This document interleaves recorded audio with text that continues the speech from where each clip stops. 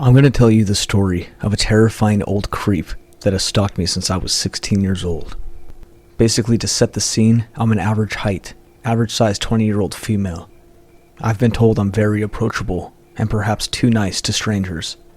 I sometimes just don't have the heart to tell people to screw off, but I definitely should. Obviously, I'm not going to give specific details, but I work in a restaurant which was inside a bigger shopping center. My stalker, an old man named Eric, worked for the actual shopping center itself, and not a store inside it like me. When I was 16 and first started the job, I was quite timid and awkward, and I'd let anybody say pretty much anything to me. I didn't quite know what to say when older customers and other employees would make inappropriate comments to me. I would simply just laugh off whatever people would say, or not respond. In my 16-year-old mind, this was a lot easier to handle. I had one other friend at my job who was my age. Her name was Jessica. Jessica had worked there for longer than I had, and one day she asked me if I heard of this guy who worked in the shopping center named Eric. Jessica described Eric as very strange. She didn't describe him as frightening or unsettling, or even someone to be afraid of, just as a very eccentric man. Really, she and other employees would laugh at his odd sayings and awkward behavior. Jessica had also told me that Eric had brought her a present on Valentine's Day. Chocolate. Anybody would think this was friendly behavior, or harmless flirting, if he wasn't a 50-something-year-old man bringing chocolates to a 16-year-old girl that he barely knows. I began to see for myself that Eric wasn't just an innocent old man with a slight crush. He had other intentions.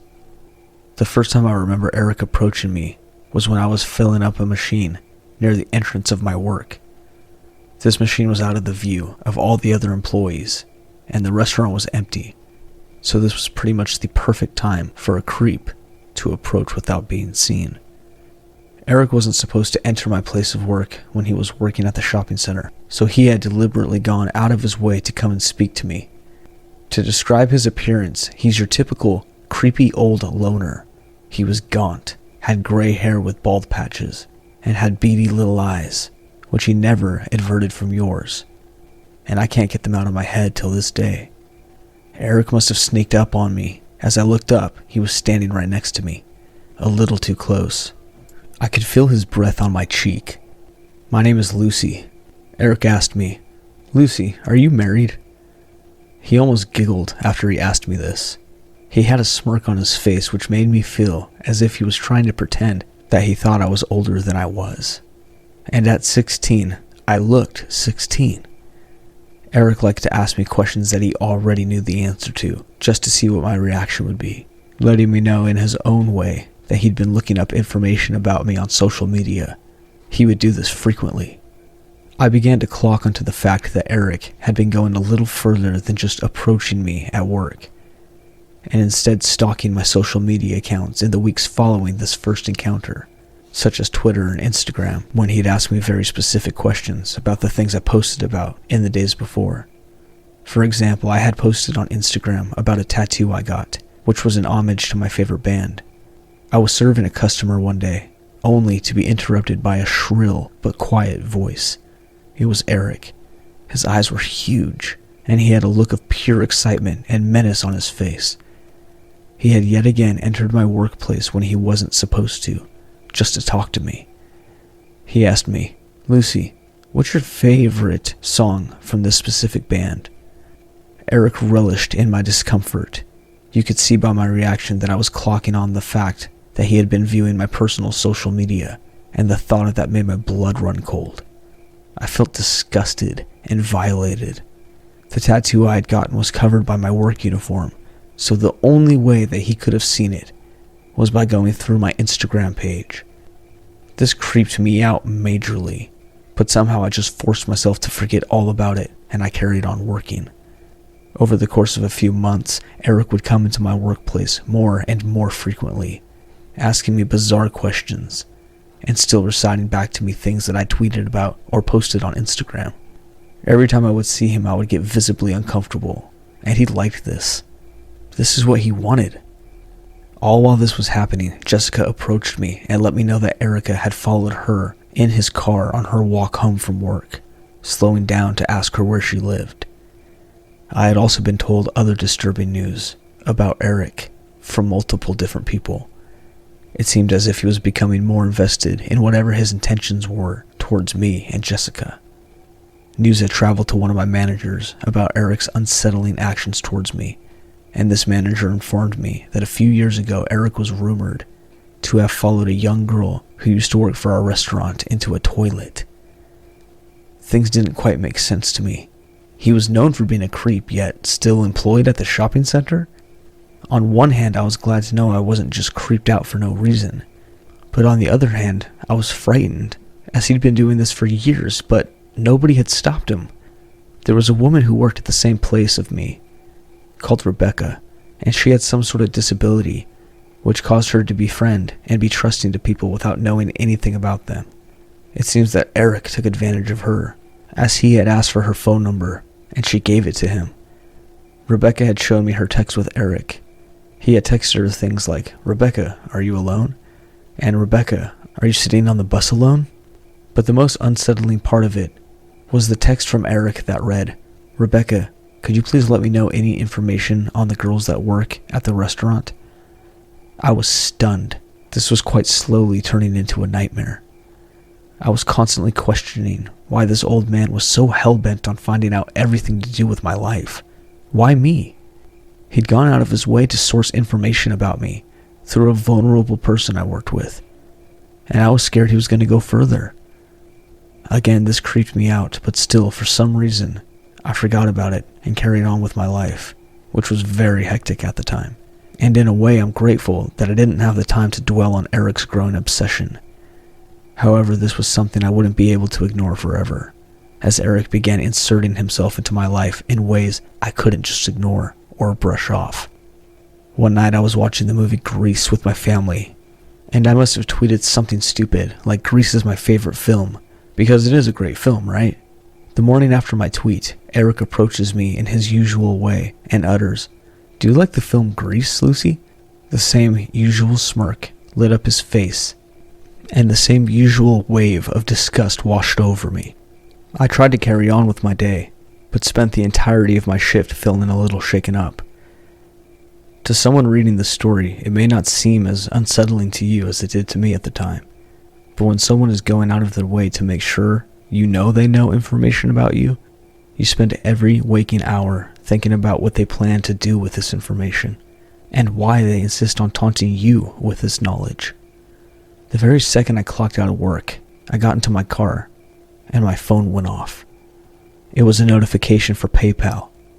I clicked on this notification to see that I had received something from Eric Stanley, and the note attached to it read, "To Lucy, Grease is the word, from Eric." He literally found my PayPal account and sent me a quote from the movie attached to it, along with some money. If this wasn't crazy enough, in the days following I received a string of anonymous calls one after the other. I was in floods of tears and ended up having a huge panic attack. I felt like there was no escape. My phone rang and rang and rang all night. I had to turn it off to get away. Even when I turned my phone back on, the calls continued, and every time my phone would ring, my head felt like it was being impaled with the sharpest knife in the world. I was on complete edge. The phone calls that I did answer were just someone breathing down the phone, making a point to breathe heavy. I even swear that they were trying to sound like they were doing things to themselves, which sickened me. I had no proof that this was Eric, but it wasn't hard to put two and two together after all the lengths he had gone in order to track down my personal info. If he had found out my PayPal address, my phone number, and all my social media accounts, what was stopping him from finding out where I lived, breaking in, hurting me or my family? That night I had horrific dreams in which he chased me around my house and taunted me for hours. I still have similar dreams and struggle to sleep without my boyfriend present, as I'm scared he's standing right outside my door to this day. I reported Eric to my managers, and they passed my complaint on to the managers of the shopping center. At this point, I was genuinely scared for my safety. Multiple girls added to my statement and added details of times they had witnessed Eric's unsettling behavior, or times that he had been inappropriate with them too. Eric had been cautioned by the shopping center's management, yet nothing was done, except for the fact that he was warned not to talk to me. But Eric found ways around the whole no talking to Lucy rule. He would make animal noises at me when he would see me, like a monkey, or a dog, or any bizarre noise that would get my attention.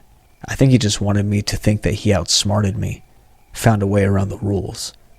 After this, I stopped working at the restaurant as a full-time job, and saw Eric less and less, which was obviously great for me. I moved cities as I went away for university, and made new friends which distracted me from my old life in my hometown. I still thought about Eric every now and then, and when I focus on it for too long, I can't be alone, out of fear that he is still keeping tabs on me. The thought of that terrifies me. After moving away and starting my new life, I forgot all about the twisted little man who used to obsess about me at my old job. I forgot he existed, but I was soon going to remember. On Christmas Day, I was back home in my hometown with my parents. My phone buzzed, and I expected it to just be another message from a friend or a family member, but I was wrong. I received a notification from PayPal, and it was the same amount of money, only not from Eric this time, but from a girl whose name I did not recognize at all. I opened up the PayPal app, only to see a note attached to this payment I received. The note said, "Sending on behalf of Eric." My blood ran cold again. I had forgotten all about this man and all that he had done to make me feel unsafe and unsettled. And here he was again, antagonizing me, yet this time doing it through other people. Perhaps his way of telling me that him being banned from talking to me himself won't stop him from entering my world. I threw my phone down on the couch and spent the night drinking with family until I forgot about the notification. I probably should have told somebody about it, but I just wanted to do as much as I could to block him out. I didn't want him to control me anymore, and I since haven't seen or heard from him, and I wanted to stay that way. I think Eric still works at the shopping center and lives local to me. I avoid my old workplace so I don't have to see him, and he doesn't have to see me. So to the creepy beady-eyed freak that made me live in fear, I'm glad I'm never seeing you again.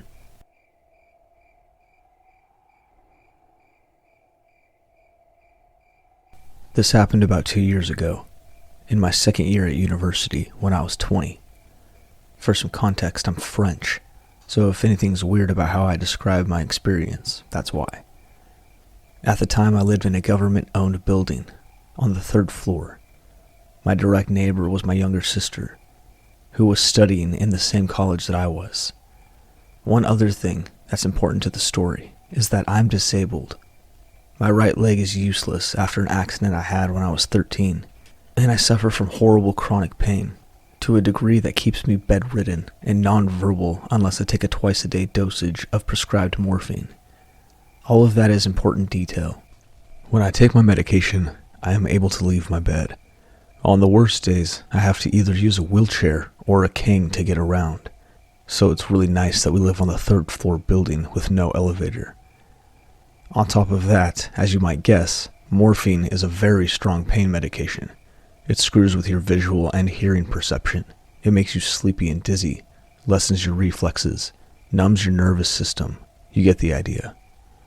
At the time, I had only been taking morphine for less than 6 months, after 10 years of various other pain medications, and I was still dealing with the side effects in full force. Most of them are gone now. So for me, that meant mainly auditory hallucinations, sleepiness, dizziness, and bad reflexes and nervous response. At that point, I had gotten used to hearing stuff that wasn't there, mostly clapping noises, clicking noises, small things ultimately. I've never hallucinated human voices. That night I had gone out to the center of the city to meet with some friends. This was a rare occasion for me, and I do mean rare. I didn't go out more than once every 2 months or so, for multiple reasons that my friends, bless them, understood perfectly. Morphine means no drinking, so that's half the fun of going to a bar removed from the start. Despite the very useful nature of the meds, I was still, and am still, in a tremendous amount of pain if I stand for more than a couple of minutes. And I was sure to do a lot of that at the bar, plus walking back from the bus stop to my building, about a 5-minute walk, but I went anyways, like I did exceptionally. For a few days there had been rumors going around about a group that was going around kidnapping people from my school. From memory, 2 girls had disappeared already, and it was suspected that a blue van was the vehicle being used. Those reports were circulating on our majors group and on the UNI group as well, about the same details each time, but my friends and I were skeptical, mainly about the blue van because we didn't believe the van would still be running around if the information had spread enough that we were hearing about it on Facebook, you know? Not that I was thinking about any of that as I came back from the bar around midnight, but I was in a lot of pain, and the bus stops at midnight. And missing it would mean waking up my sister so she could pick me up at the tram station, since I was physically unable to walk the 20 minutes required. I got onto the bus. Only 3 people were there, and none got out at my bus stop. Now bear in mind that I was in an extreme amount of pain, so much that my vision was blurring out on the edges, and I was swaying a bit from side to side, trying to minimize the weight being put on my leg. On top of that, I had just taken a fast-working morphine dose to help me get through the 5-minute walk back to my building, and unlike my twice-a-day dose, those pills I could take to my discretion whenever I needed a quick relief. The downside of that very practical pill is that it basically knocks you out within 30 minutes, so you get sleepy, you can barely keep your eyes open, and basically you're high for about 20 minutes before either passing out or getting through it, and it gets better after a while. I get out of the bus. On the right is a parking lot in front of a bakery with lots of cars. It's normal because there are a lot of government-owned student flats around that block, and that's where most of them park, so I'm not concerned. The road I take is straight from where the bus dropped me off. For the whole walk before my building is to the right, a couple of parking spots in front of it, and a wheelchair slope going to a magnetic door. You need your magnetic student ID to open the door, then a key to a specific door to your building. As I walk by the parking lot, I see movement in the corner of my eye, but since I'm halfway out of it from my pain meds, I don't turn and look. I hear some noise and I just assume I'm hallucinating, so I keep on walking. But then the streetlight reflects on a car window, and I don't know why that made me turn around. My brain was catching on to weird stuff, so I briefly look to the side, and I see an old, beat-up white car, pretty long and low to the ground. On the driver's seat is an Algerian man, in his mid-50s. The neighboring being half students, half French-born Algerian. The thing that gives me pause is more the fact that there's somebody awake in the front seat of a car at 1 a.m. But again, I'm out of it, so I don't question it. I don't even stop walking, because at this point, my only thought is, put one foot in front of the other, there you go, you are almost there. You're almost done with the pain. Literally all my attention, my focus, was on putting one foot after the other, because of the debilitating pain. I walk past the small roundabout to my left, still going straight, when I hear a car starting. I don't know why that was the first thing that slapped me in the face, but suddenly I was worried. My heart was beating fast, probably half being the meds and half being fear. But also I was well aware that morphine tends to make me paranoid, so I try to calm down. I see the headlights coming from behind me, drawing a long shadow in front of me. In a second, I run through the calculations. I'm still about 300 meters from my building. Then I need to get out my ID and open the door. A slow, automatic, magnetic door. I can't run. I can barely walk. I'm up to the head in morphine. It's the middle of the night. I'm alone with no residential building close enough to hear a scream. That's when I start to panic. I'm right to do so. The car catches up to me, slows down to my walking speed. I notice that the man isn't alone in the car anymore. Someone is in the passenger seat, and there's movement in the back, but I don't turn my head, because I try to pretend I didn't notice them slowing down. I had my earphones in with no music, as I didn't turn it back on after the bus ride. I just keep walking, hoping with everything that they'll leave me alone. I'm trying to walk faster, but I'm in so much pain that a few tears fell down my face.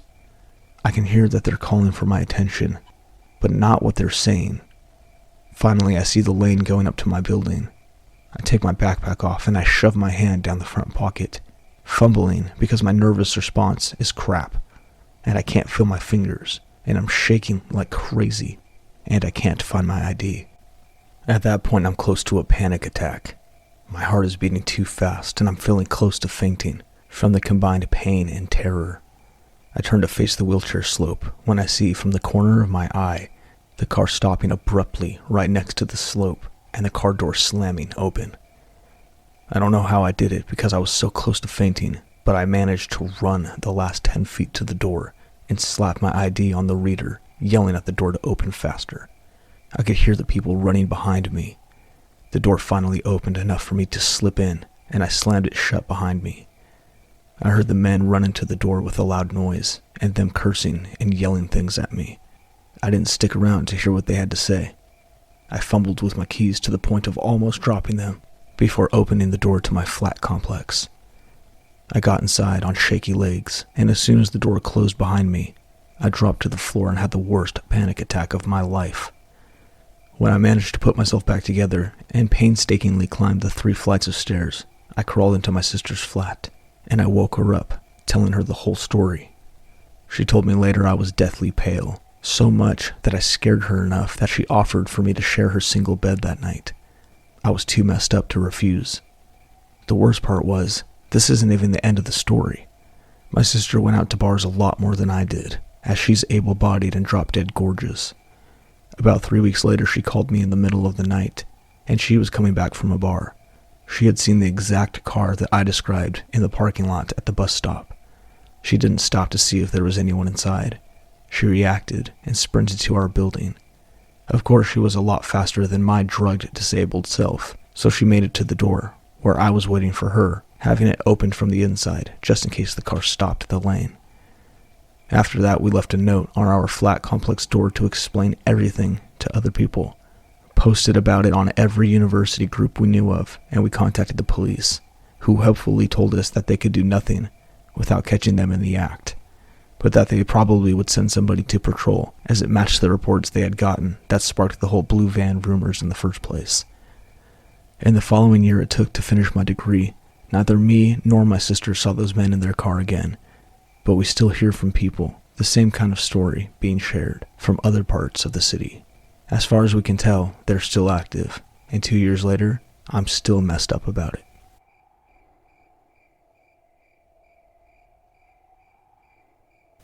In the summer of 2011, I was a university student, enrolled in summer courses to help accelerate my Bachelor of Science degree. I was offsetting a more difficult biostat course with a narrative literature course, one of the options for the mandatory first-year English requirement. He caught my eye on the very first day. I was 20 years old, slightly older than my classmates, but what set me apart, even more, was that my status was a single mother. It was one of those things that was omnipresent for me. I looked at my fellow students and saw them as fledglings, able to enjoy that space between childhood and adulthood. I would never know how it felt to be a young, carefree adult. I was stuck between worlds, too young and inexperienced to fit in with other mothers, too much baggage to fit in with other students. But he wasn't like the other students. He was older, in his 30s. He was also handsome with his dark hair and slim build. He was sitting near the center of the room, and I sat at the edge, sneaking glances. It wasn't long before he spoke. He was extroverted and confident, easily engaging with the professor. His voice was rich and low, closely resembling that of Matthew McConaughey, minus the southern accent. It moved me at a cellular level. It took me about 5 classes before I drummed up the courage to sit next to him. I noticed that he was often one of the first to arrive, so it was simply a matter of arriving early enough to claim the empty chair beside him. The first time I had difficulty making eye contact, and I may have squeaked out a hello. I had high hopes of initiating a conversation about the weather at the very least, but I couldn't will my mouth to speak. I arrived prepared the next time. I pulled out a fresh sheet of notepaper, and while the professor began her lecture, I scribbled, "Hi, I'm Willow." My hand trembled as I nudged the paper in his direction. His eyes caught the movement, and he didn't hesitate to scrawl back. "Hi, I'm Chris." It was on from then. We spent our lectures passing notes back and forth, asking about likes and dislikes, trying to make each other laugh, and risk having all the eyes of the class on us, after our barely muffled giggles and snorts. We thought we were being inconspicuous, but I'm pretty sure we weren't fooling anybody. I lived for our cutesy handwritten conversations, but I wanted more. I dropped hints about coffee and my favorite place to get it. The next class, he was there waiting with a cup. He started walking me to my car after class, lingering for a chat, with his long form leaned against my window. I found myself focusing less on what he was saying and willing him to make a move. As I mentioned, I wasn't a virgin. I knew where I wanted this to go, and I was growing bolder by the day, but also frustrated by my own impotence. I sensed that he wanted it too. His arm often brushed against mine while sitting side by side. Sometimes his leg would shift and touch mine, and hesitate there, and the blood rushing in my ears would drown out the lecture. We had a rare July thundershower one hot afternoon as he walked me to my car. My tank top was getting soaked and my hair plastered to my forehead, but I didn't care. I could feel it. Today was the day that something would finally happen. I leaned up against my car, hyper aware of his glance. He moved so suddenly it almost frightened me. He kissed me as the percussive raindrops drummed my car roof and pressed his body against mine. His hand grappled for the door handle, opened it, and lip-locked, we fell into the back seat of his car. His hands were everywhere. Sweat mingled with rain and steamed up the windows.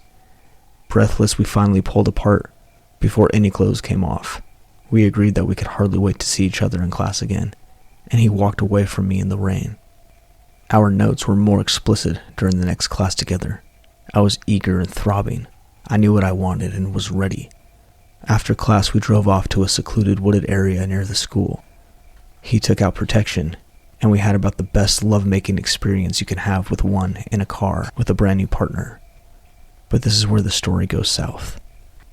During the afterglow, while he held me tight to his chest, he told me that he was married. I felt like the world crashed down on me. I had broken up with the cheating father of my child just over a year previous, and I couldn't believe the position I was suddenly in. I had spent a month falling for this man, romanticizing him and our slow ascent, and suddenly I knew clearly why he had been so hesitant to make a move on me. I really care about you. You're the most incredible girl I've ever met.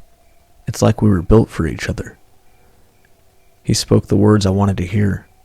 He told me about how his wife was 12 years his senior. He was 33, 13 years older than me, and sexless. He also talked about how badly they wanted children, but upon discovering that she was infertile, they pretty much stopped having sex altogether. He claimed that they were currently a little bit more than really considerate roommates, and I fell for it. Our relationship was really fun at first. I let him meet my barely toddler-sized children early on. He loved coming over often and playing house with us. We were the family he never had, and he talked about his desire for children often. He told me he loved me and us early on. I reciprocated his affection gladly. Eventually it would get dark outside though, and he would leave for his real home. I resented his wife at first. We had a lot of talks about her, and I would try to present logical arguments for why it was time to leave. Weeks passed into months, and it was never the right time. I don't know exactly when it began to shift, but there were some red flags. His extroversion and confidence morphed into leading comments about my behavior and how it could improve. He made some racist comments on one occasion, and his views on the female body were not in line with mine. He was also religious and convinced that one day I would be smart enough to figure out that God did exist after all, because I'm an atheist. In retrospect, he was quite talented at gaslighting, but I didn't pick up on it at the time. I started to pull away, and he sensed it. He responded by granting one of my wishes, an entire night together, just me and him. We arranged a night at a local upscale wellness resort. The room was beautiful, and I still have lovely photos of our time there. But at 3 a.m, I woke up, and I suddenly couldn't do it anymore. I broke up with him. Frankly, it shocked both of us. He didn't argue, he just gathered up his stuff and drove away. And I was stunned at the ease of it. If only it was that easy. We had finished our narrative lit class by this time, but had conspired to choose the same elective, psychology, for the next semester. This meant that we still had a class to attend together every other day. He didn't use his cell phone for texting, it was too easy for his wife to trace, so we communicated exclusively through email when we were apart.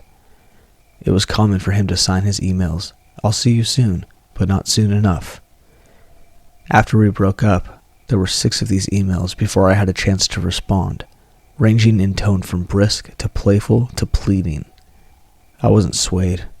I told him that I had fallen out of love and that it was over. He responded by sending more emails, but when they went unanswered, he showed up at my house late that evening. I didn't let him in. I was feeling rattled by his persistence, but I thought if I refused to answer the door, he would go away. I could hear him calling for me, alternating between sweet, loving words and irritated commands for me to talk to him. For context, I lived in the end unit of a row of townhouses. I had a front door, a back basement door, and an upper floor balcony. The front and back doors were locked, but I rarely locked the balcony door because it was easily accessible from the ground. I was sitting in my living room on the upper level. My son was asleep downstairs when I heard a commotion in the direction of the balcony. I looked up to see him toppling over the railing. I jumped up and managed to lock the balcony door seconds before he could open it and let himself in. By this time I was shaking. He had gone from 0 to creepy, fast enough to give me whiplash. I barely recognized him as someone I had been so incredibly enamored with.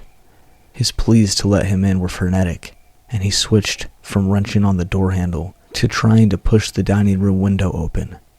I felt like I had entered someone else's nightmare as I fought to keep the window closed, begging him to leave while he begged me to let him in. I managed to wedge the security stick in that kept it from opening further than a small gap. He demanded that I let him in. I shook my head and I asked him to leave as assertively as I could. He switched gears and told me that even though he managed to climb up the second floor balcony, he didn't think that he would be able to safely climb back down. I wavered, considering this. I didn't want him to get hurt. He saw my resolve weaken and promised that he would simply walk through the kitchen, down the stairs, and out the front door if I let him in. I tried one more time to encourage him to leave the way he came, but he refused, citing possible injury, so I caved. He lied. He stood there in my kitchen with his arms folded and demanded a better explanation for why I decided to end the relationship. I tried to usher him out, but he was unmovable. I couldn't even explain it. Didn't want to explain it. I just wanted him out. I told him that if he didn't leave right away, I would call the cops. I reached for my cell phone, and he reacted quickly. He snatched it from my hands and held it high out of my reach. My blood ran cold at this point. Here, I was trapped in my home with this guy, my child sleeping downstairs, and my main source for calling for help was in his hands. I'll scream, "No, you won't." I reached for it, but it was no use. I begged, "Just leave me alone." "Not until you admit you love me." "I don't. It's over. We're done." Those are just the lies you tell yourself because you're afraid to be close. Be real. He looked like he believed exactly what he was saying, with full conviction. It was too much. "Please, you're scaring me." He softened. "Willoughby," he murmured and reached for me. I sniffed as his arms encircled me. He squeezed me tight, but as his hold loosened, I seized my chance and pulled away from him, having grabbed my phone from his unexpected fingers. I was already dialing a friend of mine, also happened to be a local police officer, as he chased me down the stairs. My police officer friend, Paul, answered on the second ring. Backed into a corner in the basement, I held my phone in front of me like a shield and spoke to my friend on speakerphone while Chris waited at arm's length, silently listening to my quivering voice explain the situation. Paul sternly admonished Chris to leave my house immediately, and with a withering glare, Chris exited and drove away. After Chris left, he checked in with me to be sure I was okay, and recommended that I call the actual police. I explained that I still had some feelings for Chris, and didn't think he deserved to have his whole life blown up, despite how much he had scared me. After we disconnected, I wrapped myself up in several blankets, but it took a long time before I felt warm. I wish I could say that the ordeal was over after this, but I'd be lying. For weeks he emailed me and waited for me outside of my classes. We only shared one class, but he knew my schedule and would wait for me outside my other classes too. I walked silently past him, and he would follow me, trying fruitlessly to get me to engage. He would also wait outside my house at night sometimes, and leave me loving messages on the sidewalk in chalk. He would spell out in block letters, "I love you, Willoughby," so I stopped going to my classes. I did my best to stay caught up on the material by studying the slides posted online and reading the textbook. Weeks passed without me being forced to see or talk to him. I had to attend the exams though, and sure enough, he was there outside my psychology exam, waiting. I walked quickly towards my car and he followed, begging, "Please, go away." Months of feeling afraid and powerless were welling to the surface. I raced into the driver's seat of my car, but he was there, holding the door open against me as I tried to pull it closed.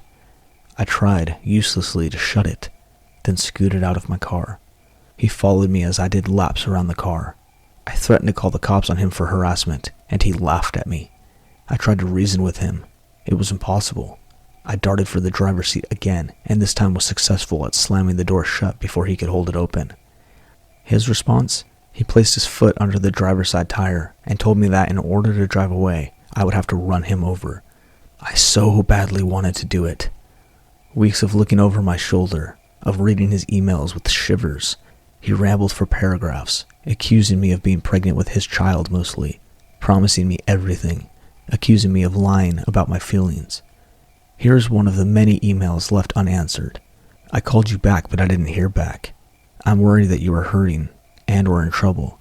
I can't drop by to check on you. You keep pretending that I'm not welcome there. I'll send you this so that you know what's going on. I'll call you again as well.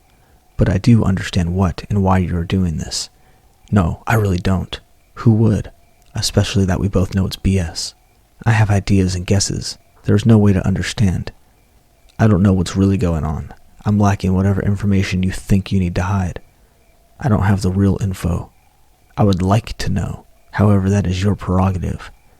I wish you wouldn't hide and hold back, but we both have said so much already. So no, I don't understand. I hope reading the messages I sent matter to you. Actually, I'm sure they do. We both know that you care, that we both care far more than we will ever let on.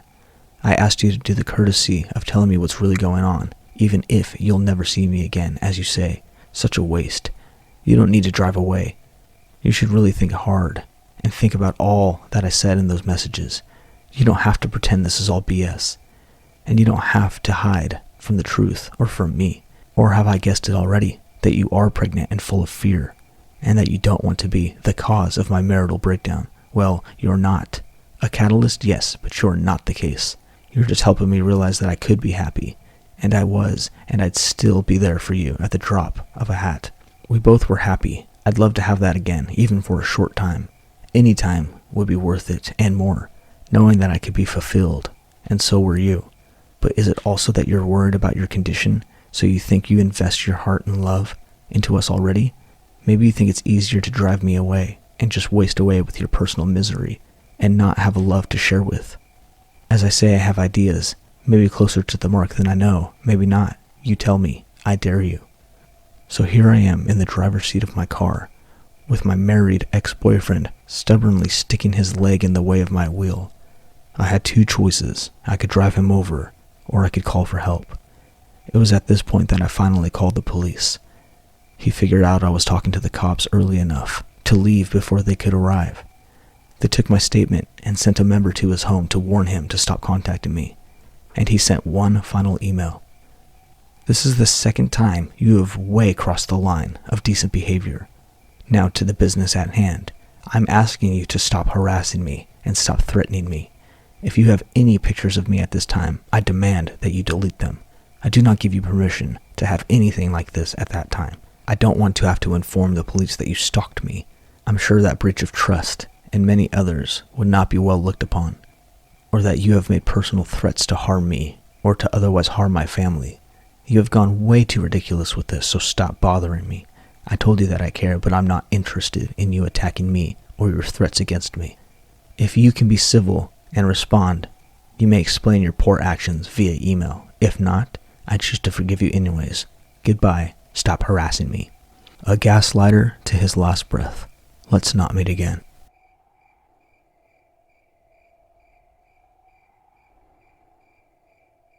When I was in 5th grade, I started going to the school, where I had to walk down my neighborhood so the bus could pick me up.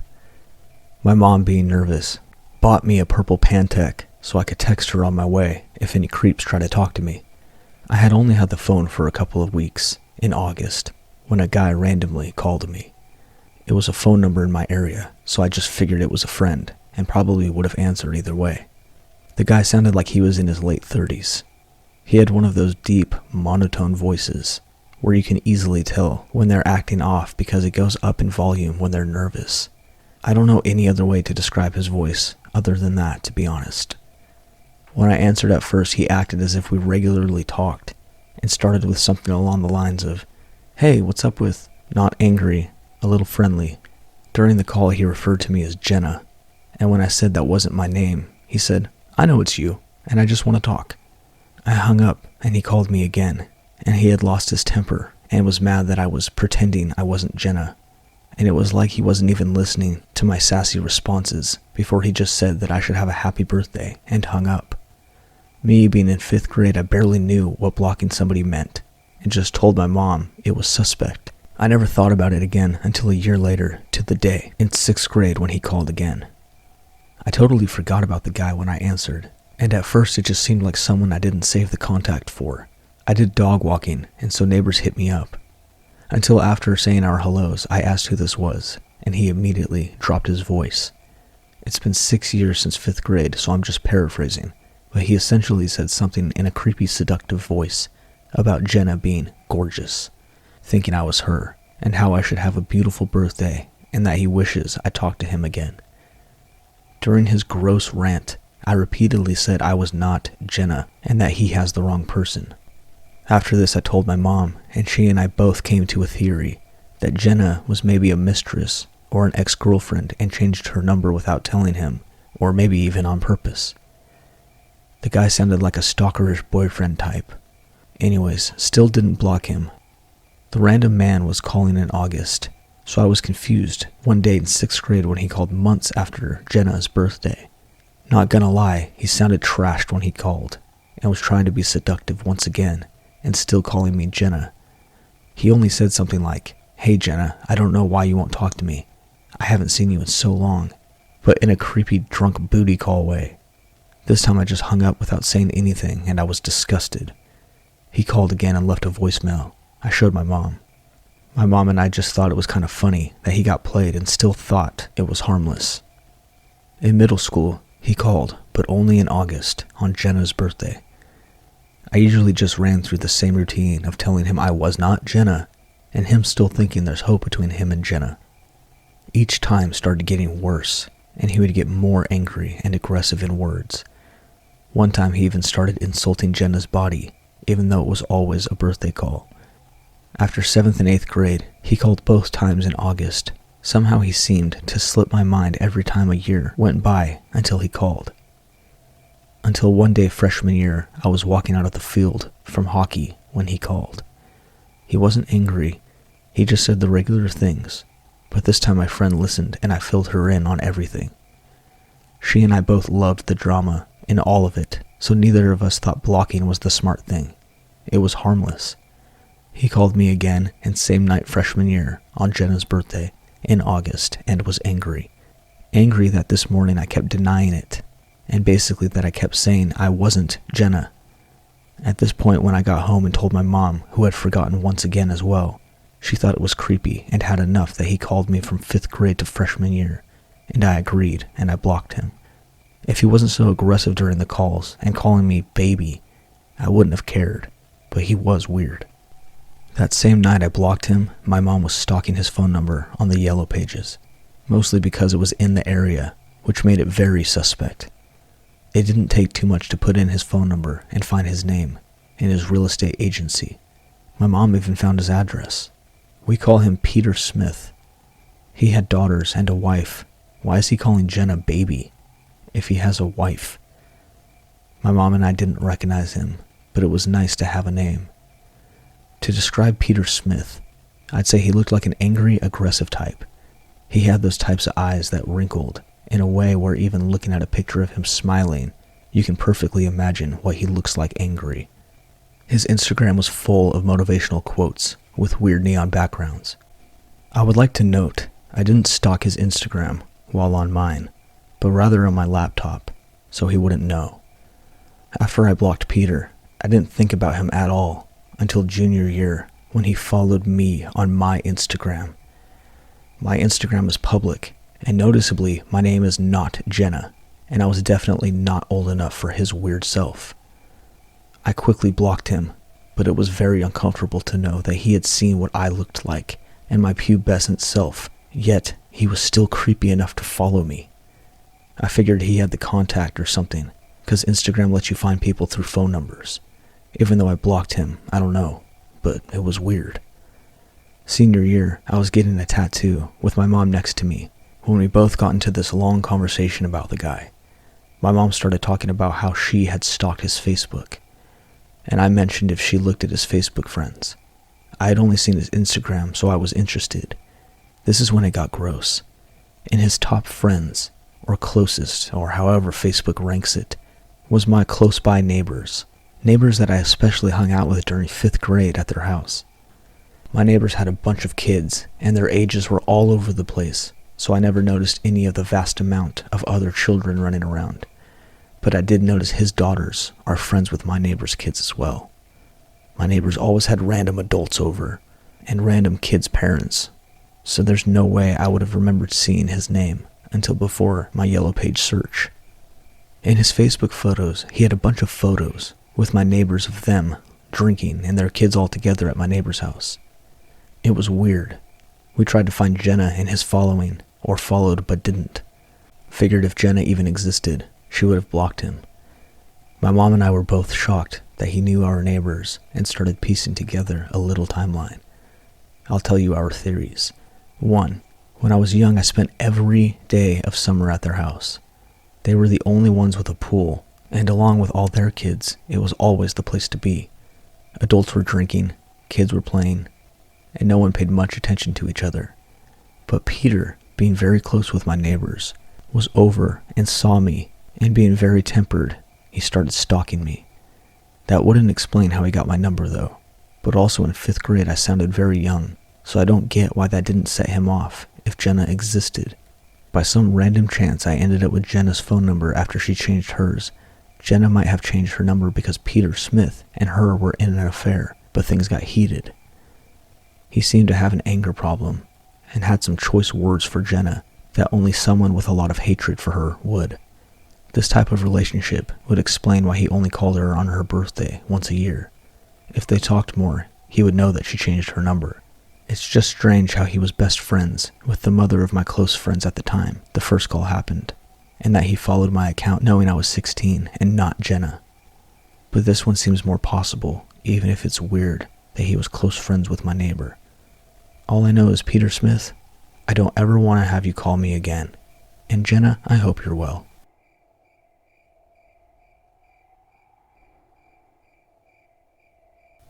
This story is about an encounter that happened to my uncle. This is all verbatim, and it's not exactly a short story, but I wanted to stay true to my uncle's account, hence why it's word for word.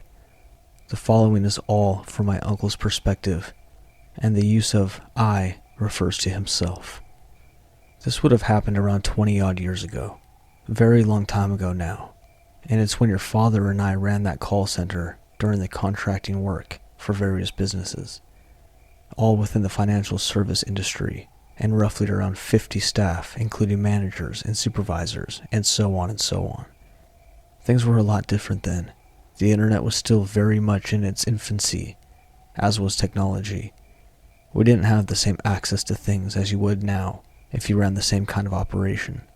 On top of this, we were running all of this out of a warehouse on an industrial estate right next to a gypsy camp, because that's all we could afford for the amount of floor space we needed.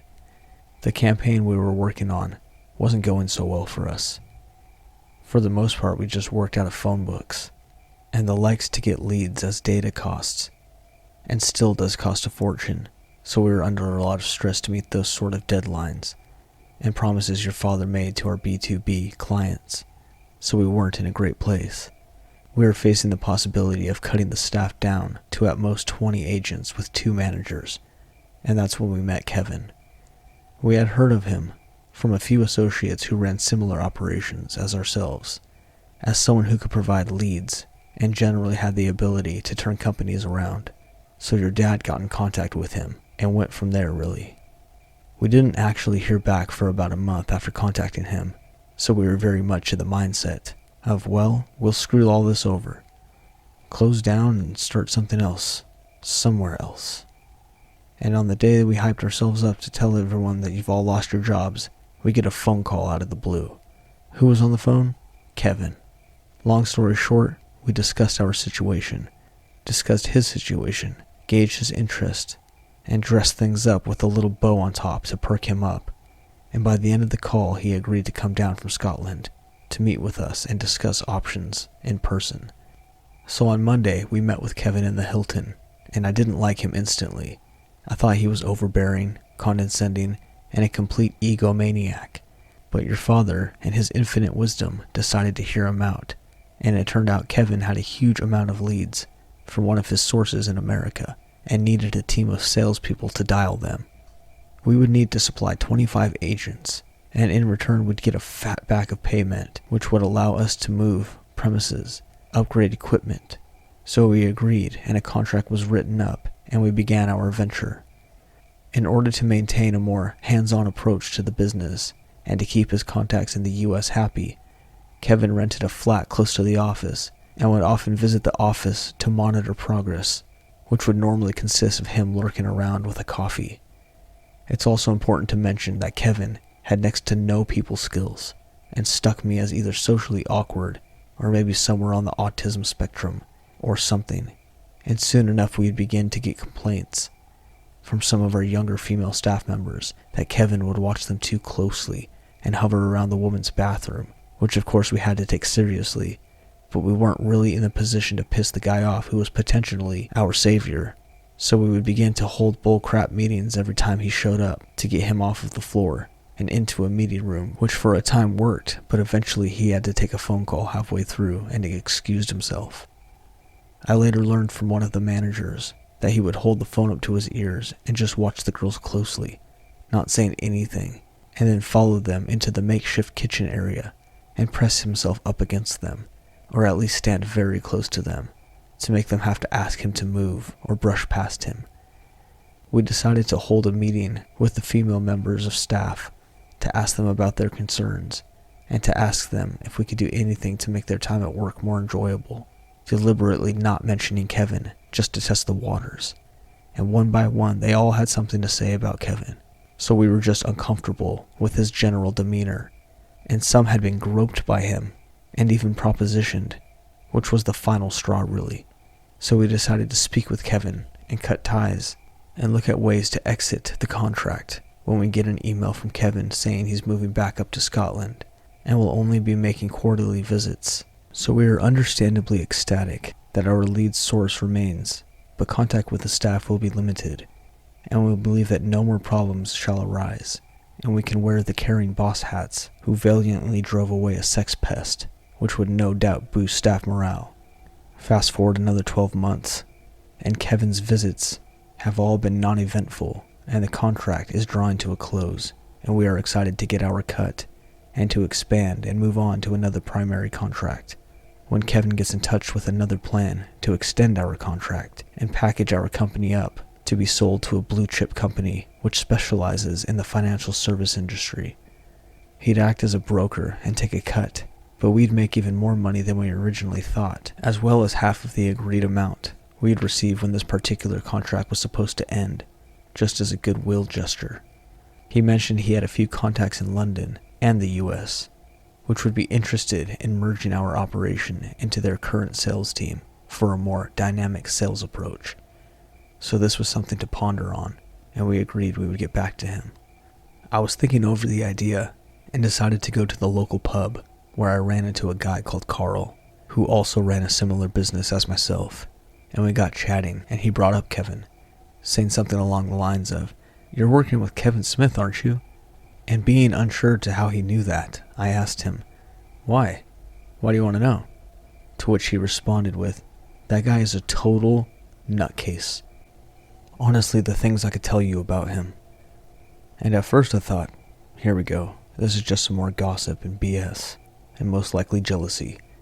But curiosity got the better of me, and I asked, "Go on then, why is he a nutcase?"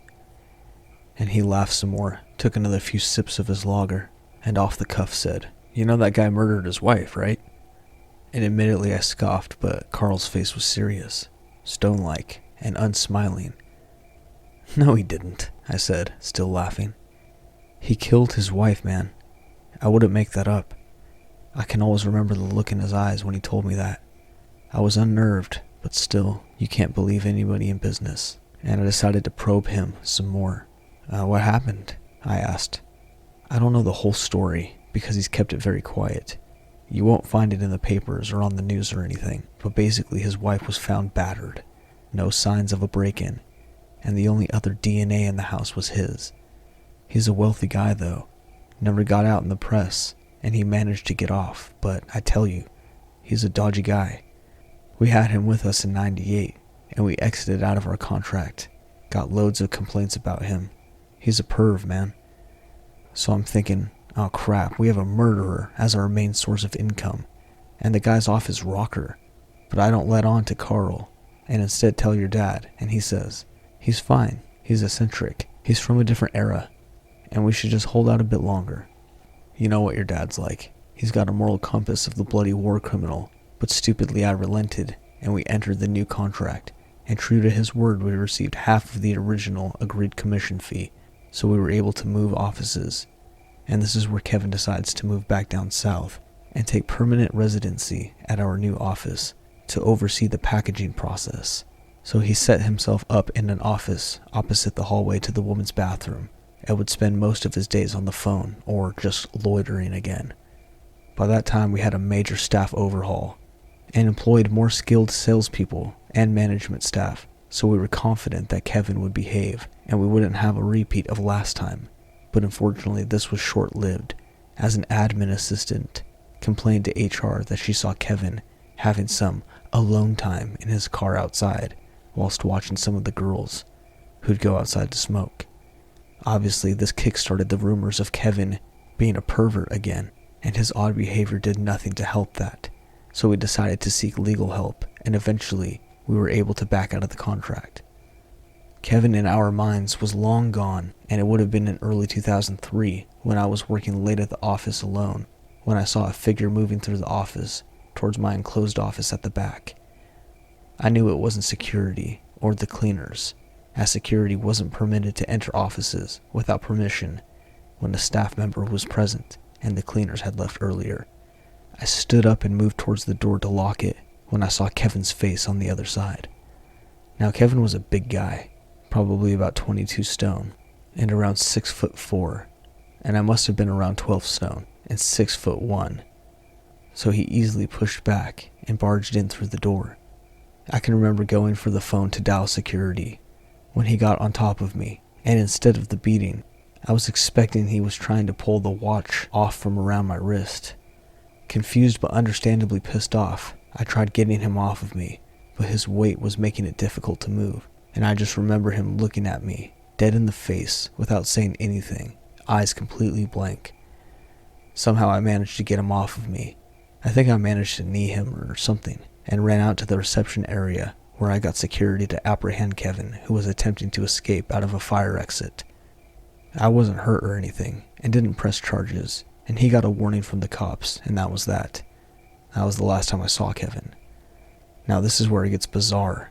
About 3 years ago I bumped into Carl, and we got talking about the old days, when the topic of Crazy Kevin came up, and I told him about the time he got into my office, jumped on me, and tried stealing my Rolex, and Carl was laughing along with me, and asked when exactly that was. I told him it was in '03, and this is what he said. I can still remember it word for word.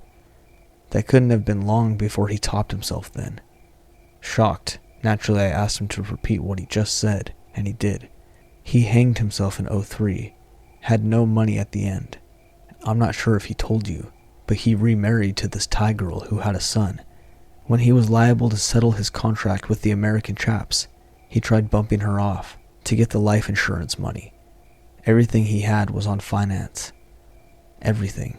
Didn't own a thing. I was completely gobsmacked. Kevin never even wore a wedding ring, and in all the years that I had known him, we never once discussed a wife or a child. And although Carl is a bit of a gaslighter, it turns out Kevin rented a house opposite Carl's brother-in-law. I tell you what, makes the story about his first wife seem more plausible.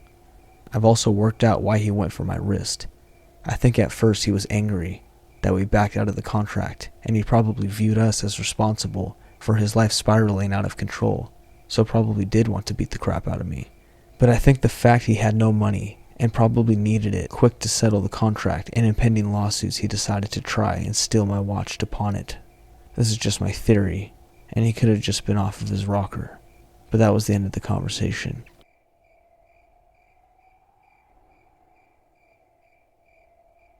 I rarely tell this story for obvious reasons. I understand fully if you do not believe me. I respect your opinion. In 2006, when several of the buildings of the Intermountain Indian schools in Brigham, Utah were still up, several friends and I had gone up 3 or 4 times. The last time we went up, we were looking for a way into the catacombs from a different building than we had before. We tried the stairwells, but the doors were all nailed shut, and trying to break them open was loud. Very loud. Remembering that in the main hall there was a trap door in the floor, we decided to try there. It was a dead end. Basically just a tiny boiler room. My son's father and I were the first ones back up, while the others decided, hey, this is a great place to load a new bowl, because they were potheads. Anyways, we were looking around, shining our flashlights on random things, and we catch a glimpse of what we think is a person at the end of the hallway. We freeze. Kind of think we're tripping. It's dark. We're slightly high. And if someone is here, it's probably more stupid kids or a homeless person. If it's a homeless person, we should probably leave. They're territorial, so they don't get caught and kicked out of their shelter. My son's father turns to holler down that we need to go, and our flashlight catches that thing again. I can see it clearly and hit his arm to get his attention. He turns and looks and freezes. So here's where we start to sound, well, crazy. This thing, yes, thing, was peeking around a wall at the end of the hall. It had maybe shoulder-length black hair that I was assuming greasy, because it looked wet. In this moment, it looked like it was average height. Ever seen Pink Floyd's The Wall? Its face looked like the mask that the kids wore in Another Brick in the Wall. I'm chalking this detail up to the distance between us and it at this point. First friend behind us out of the boiler room is V. V is Navajo. Her and I have been very good friends since the 5th grade. I grew up hearing the many stories about how her grandfather double-crossed an accused skinwalker on the reservation in New Mexico, and how her family has been followed and messed with since, no matter where they have gone. Why we thought it would be a good idea to bring her with us is lost on me. Anything we did of this nature that included her or her sister always went creepily effing sideways, including Mount Olivet Cemetery in SLC 2 years ago. So V comes up and asks what the F we're looking at. We tell her we're not sure, because we have no freaking clue at this point. She looks down the hall. This thing gets freaking cocky, like it's arrogant. It straightens up and steps into the middle of the hallway. It's naked and tall. It would be even taller if it had normal legs. Not legs that bent backwards at the knees, like a horse. But now the other 5 people with us are out of the boiler room, and it screams, and it books it down the hall in the direction it came from. I've never seen people run so fast in my life. And the truth be told, I'm happy that the remaining buildings are gone. My family goes to Bear Lake every summer and had to drive by them. I had to make sure I had my Xanax or sleep for that part of the ride so I wouldn't have a panic attack.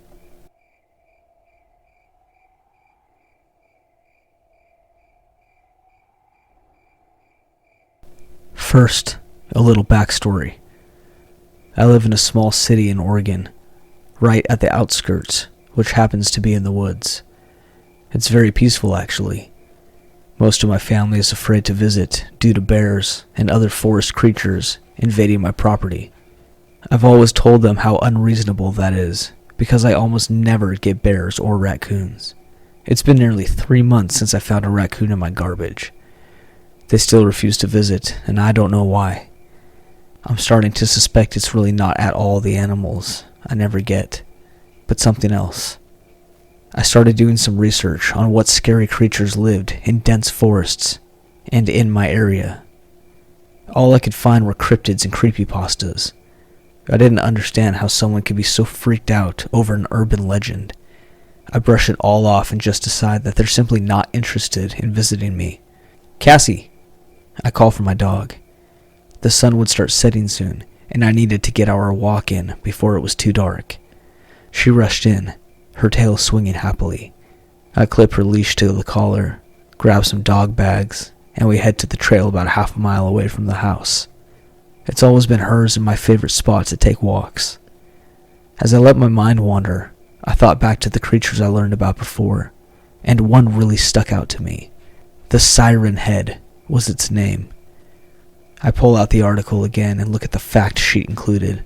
Around 38 to 43 feet in height. Some sightings rumored to be nearly 50. It read, it can mimic air raid, tornado, weather alert, and amber alert sirens. It can also mimic human speech, mostly the victim's loved ones.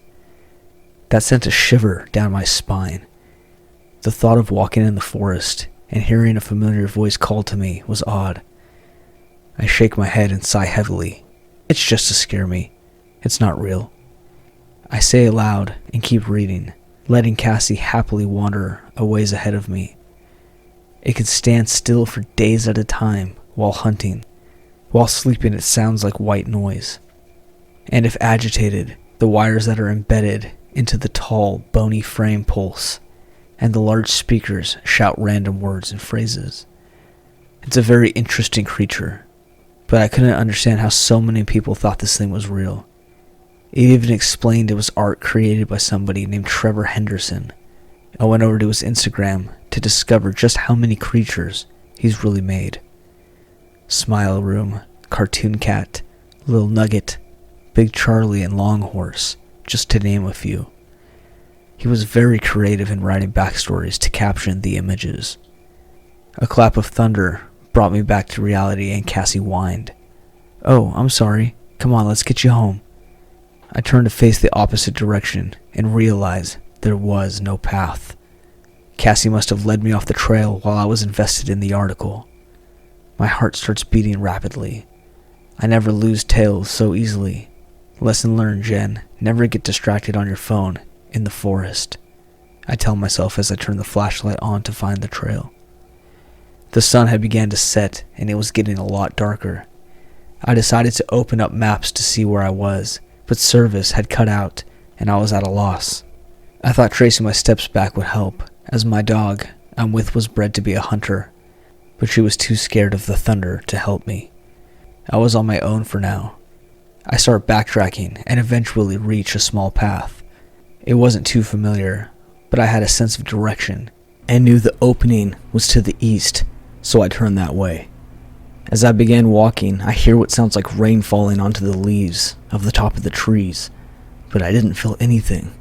"Sorry, Cassie, you might get a little wet when we get out of here," I say to my worried dog, who had her tail tucked between her legs and was very close to my feet.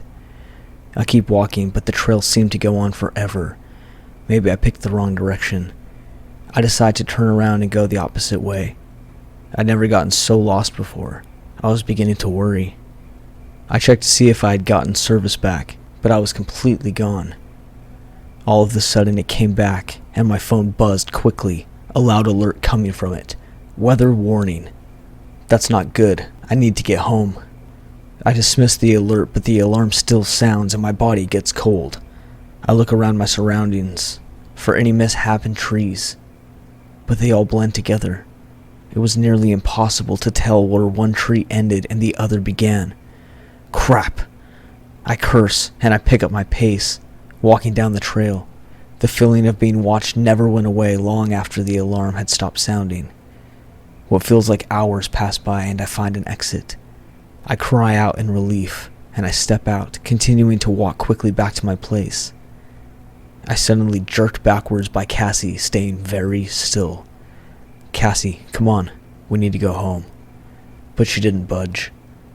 She just stared in horror and growled softly at a thin tree that looked long dead and had thin branches hanging down beside us. "Cassie, it's a tree. Calm down and let's go home." I bend down to pick her up, and then I hear my husband's voice beside me. "Jen? Jen, where have you been?" "Thomas? Where are you?" I spin in a circle and I don't see him anywhere. His voice sounded close, yet distant. I then hear an echoey detail of it, and I got pale again. I stare at what I thought was a tree, but it was really the monster's legs. I researched. Thomas's voice speaks again, this time sounding farther away. "Come to me, Jen. You'll be safe." When I stay still, it begins to sound agitated. "Come on, Jen. You'll be safe. Come." I couldn't move. I was so shocked and horrified to discover that the reason no one visited was definitely real. Another weather alert sounds as I hear tree branches being snapped and tossed aside like toys. The creature stalked closer and didn't stop emitting the sirens at me. I finally come to my senses and I run, but this thing's long stride caused it to catch up easily. I was snatched up and the sirens grew louder until I couldn't hear myself think. As Cassie and I were raised all the way to its metal head, the sirens swiveled to face us. Even though I had no eyes, I could feel it seeing. Its frequency changed to a peaceful song as large, lipless, human-like teeth grew from the top siren, and a long snake-like tongue slithered out of its mouth. The tongue wrapped around my neck and brought me to its mouth. As I faced my last moments, I remember how I never got to say goodbye to my family, and they'll never find out what happened. I let tears fall, and I sob as the thing crunches down on my bones, now emitting my own cries of fear as I fall into the dark pit that I now knew as death.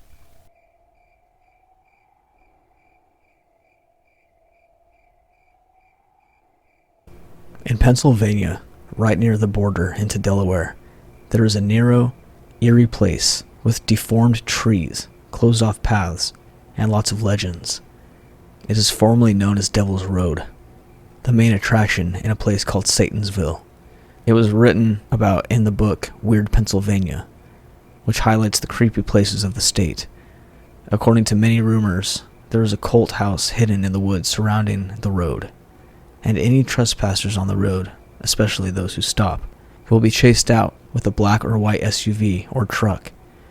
For years I had read about the place and heard spine-chilling stories until I couldn't stop thinking about seeing it for myself.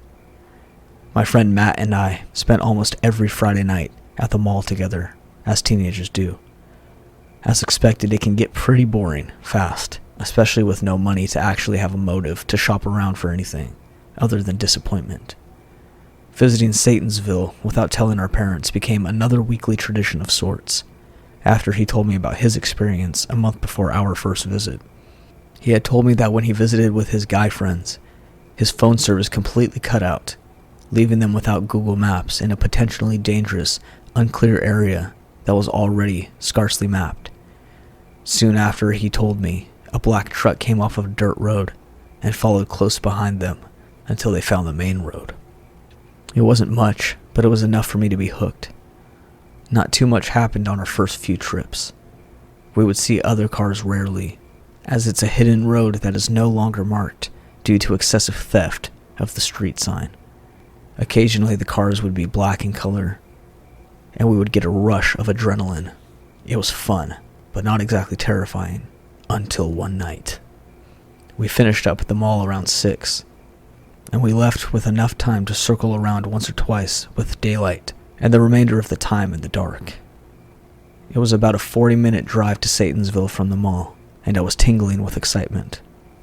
According to the legends, Cars that visit frequently are more likely to have experiences at this place, and this would be our third time visiting in the last few weeks. Instead of Matt and I going alone this time, we brought our friend Lola, who was very outgoing, and would likely have a sense of humor in a situation that we'd be too scared to continue in normally. We drove down the highway and finally made the first turn leading to seclusion. Matt and I had pinpointed several areas where we thought the cult house may be, but stopping on the road is illegal, so we never had a real chance to explore. At least, that's the logical reason I give, in lieu of us being major cowards. The ambience immediately changed as we entered Satansville, and the cool night air fled in through the cracked windows. In the first few turns, other people aren't entirely a rare sight. A few trucks pulling out of the driveway. However, the turn onto Devil's Road never loses its wow factor. The trees on the both sides of the narrow road lean away from the forest aggressively, not just a tilt, but completely bending in the trunk away from things we could only imagine. We were approaching the first major bend in the road, and a car was coming up towards us.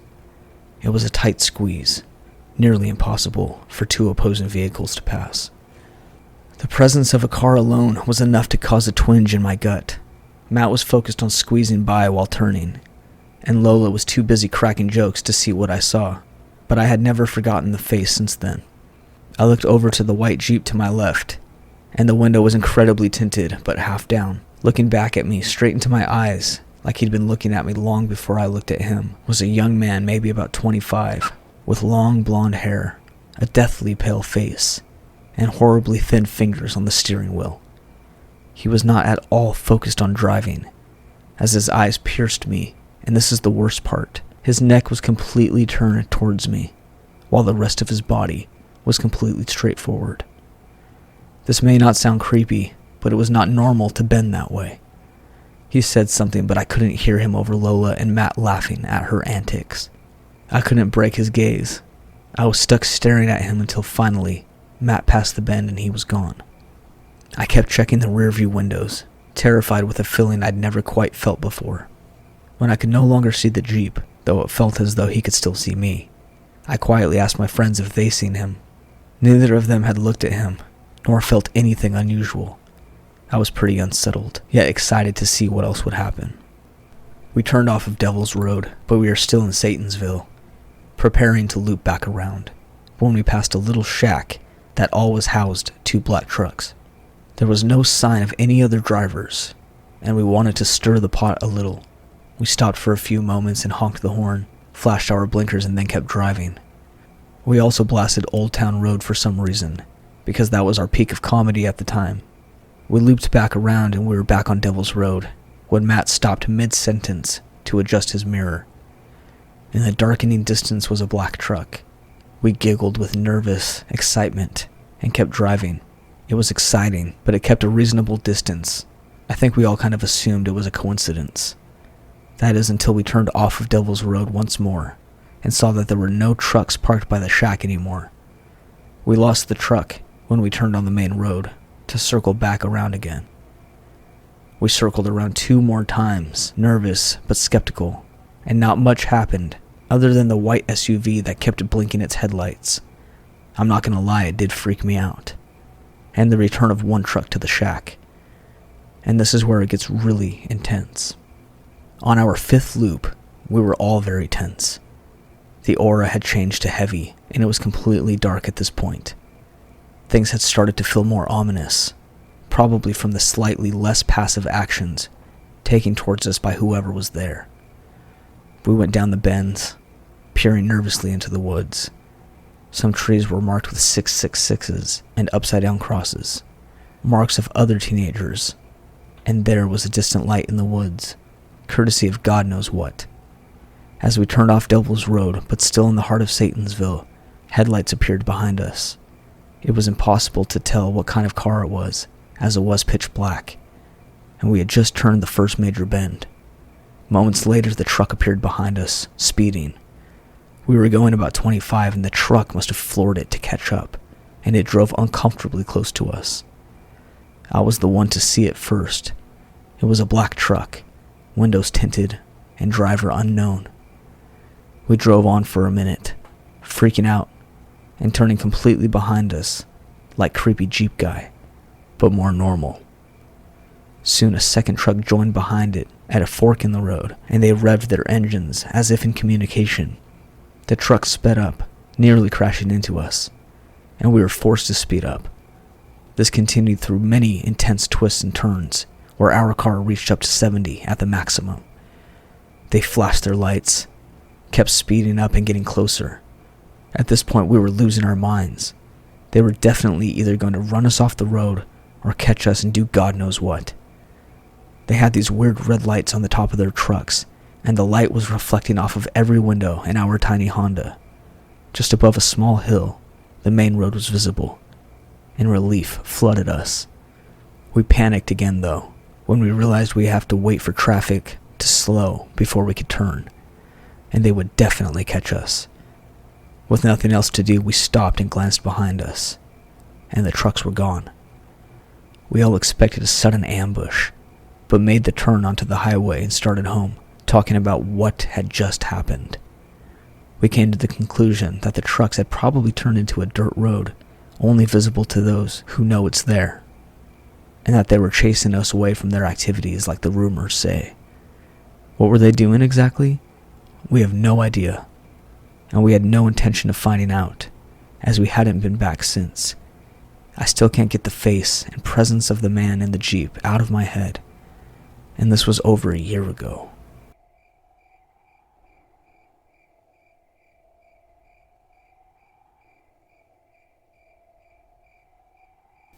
I'm currently a 22-year-old female, but this happened to me when I was around 10 years old. When I was 10, I was living with my mom and my older brother.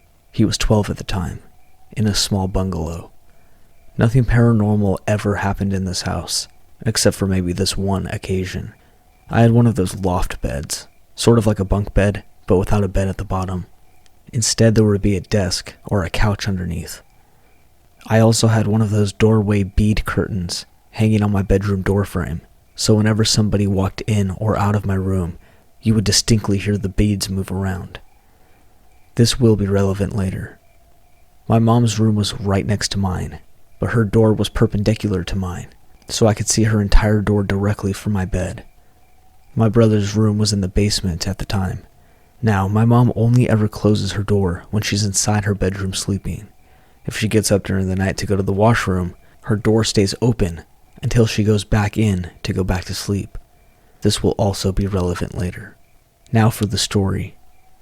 One night I fell asleep and I woke up around 3 a.m. I remember being annoyed that I woke up because I often had a hard time going back to sleep once I woke up. I still had my earbuds in from when I was listening to music while falling asleep. I took them out, rolled them up neatly, and placed them on my little wall-mounted shelf beside my bed. The house was dead quiet, except for the low hum of a refrigerator a few rooms away. I was tossing and turning for a few minutes when I heard a loud bang come from either our kitchen or our living room. The first thing that popped in my mind was that it sounded like a large, heavy cardboard box that had fallen on the floor from a higher point, maybe from the kitchen counter or a table. I was extremely awake now and very alert. I sat up slightly, listening intently for another sound, hopefully sounds of waking from my mom or brother. Maybe my mom was in the kitchen getting some water and dropped something, but her bedroom door was closed, meaning she was in her bedroom, most likely asleep. Maybe it was my brother, but after a moment I didn't hear any other sounds, not even walking, which I would have heard because our house was very small. I decided that something must have fallen on its own, due to it being placed on an angle and it finally fell off its surface. I lay back down, facing away from my door, and attempt to go back to sleep. Not even a minute later, I hear my door beads move abruptly, as if somebody smacked them quickly. I jolt up and quickly look towards my bedroom door. There was nothing. My beads were motionless. I decide I must be losing my mind, and I'm just hearing things due to adrenaline, so once again I attempt to go back to sleep, this time facing my door out of paranoia. About 2 minutes later, I hear someone full out running in my basement. We were doing renovations in the basement at the time, so our basement floors were plywood subflooring, which were quite loud if you walked, let alone ran on them. My eyes shot wide open when I heard this. I sat up again, quietly, and listened closely for any other sounds. Then I hear somebody running in the basement for a second time. All I could think was, why in the world would my brother be running around in a basement at 3 in the morning? My brother has Asperger's, and therefore behaves in very specific and repetitive manner, and he never runs around, anywhere, let alone at 3 o'clock in the morning. I try to stay calm, and I try not to think of the worst, a break-in. I listened intently for several minutes. Because of the small size of our house and the plywood subflooring, I could hear if somebody was walking in the basement, but I heard nothing else. I wanted to call for my mom or run to her room, but I didn't dare move or make a sound. If it was an intruder, they most likely just wanted to steal some stuff, and I didn't want to give them any reason to come upstairs and potentially hurt my mom. She was a single mother with 2 young kids, with no means of protection. Self-defense weapons are illegal in my country. I laid back down. It took me several hours to finally fall back to sleep. When I woke up in the morning, my mom's door was open, and I heard her and my brother talking in the kitchen, along with cartoons playing in the living room. I got up quickly and went straight to the kitchen to ask them if they heard anything strange last night. Both of them said they did not. I asked if either of them found anything on the kitchen or living room floor that might have fallen in the night. They both said no. I then asked if either of them got up during the night for any reason. Again, looking at me very strangely, they said no. I asked my brother, "So you weren't running around in the basement last night?" He looked at me in confusion and answered no. Neither my mom nor my brother have ever sleepwalked in their lives. My brother wasn't interested, and he went downstairs to play on his computer as usual. My mom was slightly concerned, so I told her what I heard the night before. We checked the front door, which was locked, and then checked all the windows, which were all closed, locked, and undamaged. I still have no idea what happened that night. No one in my family ever plays pranks, and I can't think of any reason why they would lose a good night's sleep just to scare me. Besides, I have no idea how they would have pulled it off, seeing as how I didn't hear any sounds of walking or anyone returning to their bedrooms at any point. And how would they have made the sound of my beads moving without ever actually moving them? I never found out what happened, but it still rattles my brain.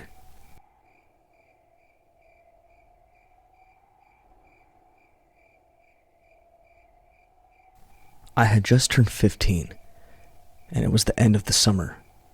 My parents were working. They were administrative and monetary consultants, and my brother was in basketball practice.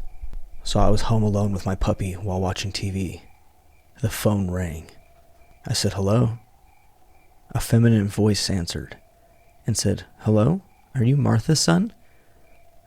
Yes. My name is OP. Who asks? "Oh, it's Janice. Your mom and I have been working together for 5 years." I have never seen or heard Janice. My parents have always kept their jobs and personal lives miles apart, but I knew who she was. My mom always spoke about her. She was the personal assistant of one of the owners. "Oh, Janice? My mom's not here right now. What can I help you with?" "Oh, I'm sorry, but Mr. Delgado called me. Your mom and dad are in court. They seem to be in trouble, and he is just arriving there. A fraud allegation," he said. "They can't call due to the legal proceedings, but can I have your cell phone number? Mr. Delgado will call you right away, so he can explain better." "Yeah, sure. My number is 123-456-789. "Don't worry, I'm sure it's nothing serious. Take care." And she ended the call. Don't worry. I was scared. My mom and dad would never commit a crime. Or I didn't think so. Maybe this was a misunderstanding. Before I continue, I must clarify some things. Mr. Delgado was another name I knew, this time thanks to my dad. He was a junior associate in the same place my parents and Janice worked. And as far as my parents' conversation went, he was a very capable lawyer. My cell phone rang. It was a male voice. "Hello, is this OP?" "Yeah, Mr. Delgado?" "Yeah, kid, listen to me. We are in quite the trouble. I'm here in the court. Your parents are being prosecuted for tax evasion and financial fraud.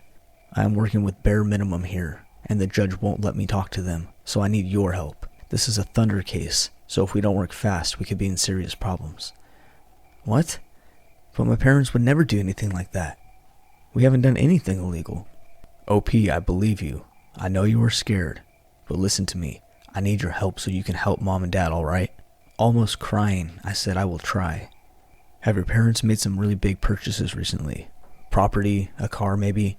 House items like a TV, computer, fridges, anything like that? Anything that could set the government alarms about illegal money movement? Well, my dad bought me a computer for my birthday, and my brother got a new iPad. He may have used my dad's credit card. Oh, that's great. That could be part of it. Anything else? Not that I can remember. Maybe they just took an extra large sum of cash from the bank. Do you have access to the safe? Your dad said you have one. Safe? We don't have a safe. Not one that I'm aware of. I don't know what you're talking about. Darn, I thought he told you about it. Maybe it's because you're too young. Your brother didn't know either. Have you talked to Josh? I was gonna call him, but he rarely answers when he's playing. Yeah, Janice spoke to him before calling you. OP, you can't call your brother nor your parents. These kind of procedures are very sketchy. Your parents' cell phones are held by the police, and I'm sure they're going to track calls. They won't track mine or Janice's because we're their lawyers, but yours are not safe. So please answer only if it's just the two of us. Janice's number is this, and this is mine. Understand? Yes, sir. Okay, I'll call you later. Take care. He hung up. I was scared. I didn't know what to do. Couldn't call anyone. And I just found out my dad was keeping a secret safe from me. What the heck? Since when did my parents manage that kind of money? I waited for an hour. I was just about to call Mr. Delgado when I received a call. The number was Janice. OP, sweetie, how are you? I'm fine. Oh, baby, don't cry. We're gonna solve this together. I know this is gonna end well. Mr. Delgado was able to speak with your dad, Philip, and they had made a deal with the prosecution. They were going to do a home check to see if there's not any stolen or fraudulent assets, and all of this will be over. Oh, okay, that's amazing, Janice. I know, but that brings us another problem. These break-ins are sometimes done by crooked people, and they will take anything they consider valuable as evidence, and will never return it. Your mother fears they will do that, especially to her jewelry, and most importantly, her wedding ring. You need to take it all out, including the computers. We already told the judge about them, and he discarded them as the case. But we don't know if the agents will respect that verdict. Mr. Delgado is going to pick the things up. I said, but wait. I don't know where my mom keeps her jewels or her wedding ring. Janice said they must be in her room. Just look for those you can save. Worry about those that could look suspicious. Okay, but does Mr. Delgado know where I live? Yes, sweetie. He will wait for you in the park on the other side of the street. Be ready in 30 minutes. She hung up, and I did what I was told. I went to my house, searching for anything that looked expensive, and put it in my backpack. I was able to find Mom's ring and other gold jewels. I also packed my brother's laptop and my old computer. Better be safe, I thought. I went to the park and I waited. Mere minutes later, a black SUV made a turn and parked in the other side. A bald man in a suit came out and made signs. When I came close, about 3/4 of the distance between us, my survival instinct finally kicked off. I said, Mr. Delgado? Yes, boy, it's me. That voice on the cell phone, no doubt about that. But there was something off. Mr. Delgado was a junior associate, and my father always said how he was an intelligent young man that would go very far. The guy in front of me was at least in his 40s, not young at all. I stopped, so the man came closer. He said, is there a problem? Are you alright? His fatherly tone was almost enough to put my guards down, almost. No, I'm fine. Well then, let's go. Your parents are waiting. Sorry, what? Where are we going? To court, obviously. You can't be here when the police does the checkup.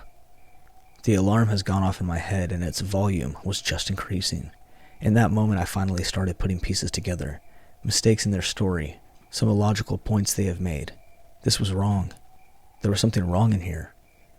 I needed to get away from there as fast as I could, but there was a problem. Mr. Delgado had company. I could see in the SUV there was another man in the driving place. The park was totally empty, and my house was not too far away for a sprint. No one in the streets either. I was alone, until I remembered I was not. Mr. Delgado looked at me very suspiciously, like he knew something had changed. "Kid, let's go." I said, "Oh, my puppy." "What? I can't leave my puppy alone, he's just a few months old." "But I need to go for him, it's important. We don't have time for the dog." I was making time. I needed him to believe I was still in his game until someone arrived in the area. It was still a public park in summer. It was bound to happen sooner or later, more likely sooner. I think he knew the same. Whoever he was, he knew he couldn't stay long in the open. "Fine. Go for the puppy, but give me the backpack. It looks heavy. It will only make you slower." I didn't want to give it to him, but I did. It would at least appease him somehow. If I refused, who knows what he could do. And I went away.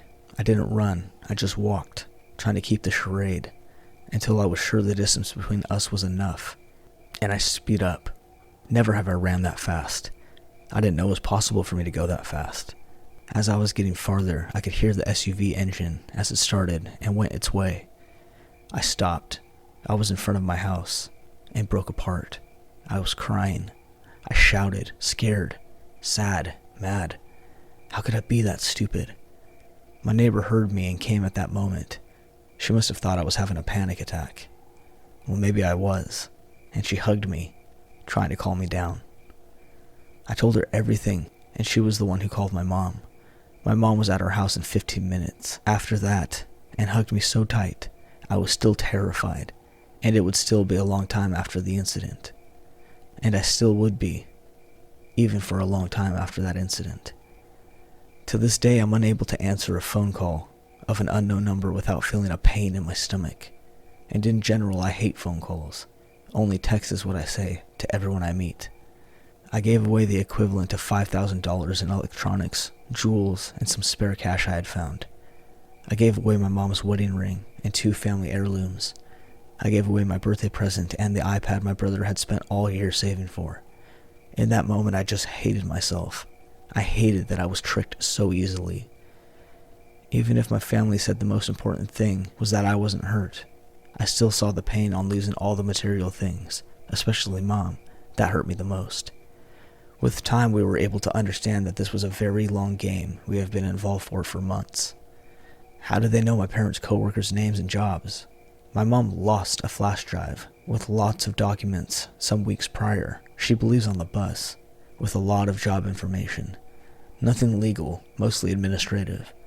It is also likely that they got our home telephone from one of those documents. How did they know where we lived? That summer we had received a lot of calls from different services. Ex-bank, ex-cell phone line, ex-public service to verify data. Most of the time it was my brother who answered, sometimes my mom or me. We understood that under the pretext, they were able to obtain not only our address, but they verified my parents' name. How did they know I was alone so they could trick me? Same method, with their almost daily calls. They knew who was at home and what time, and were able to pinpoint that most Tuesdays and Thursdays I was left in the house with nobody else, not even my brother. I also believe they had come to the area at some time, as they knew the park had no security cameras, and that my mom did not use her ring. They created this whole story, almost perfect, but it still had flaws. First, the one that saved me, Mr. Delgado's age.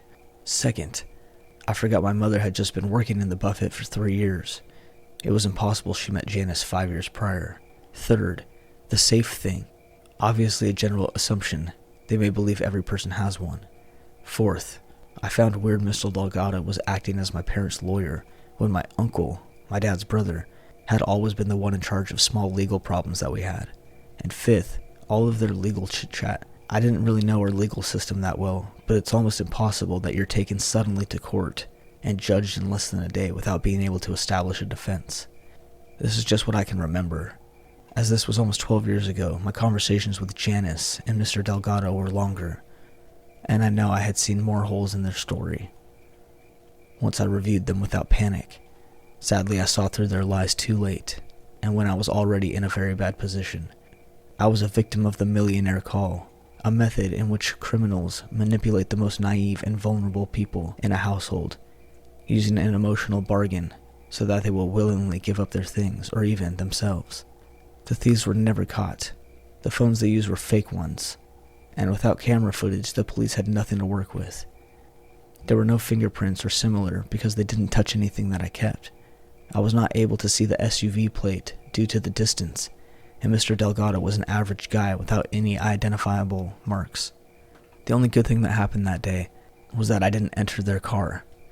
Maybe I won't be writing this if I did. We lived in fear that they would reappear someday, as they knew our address. But thank God it didn't happen, and I hope it stays that way.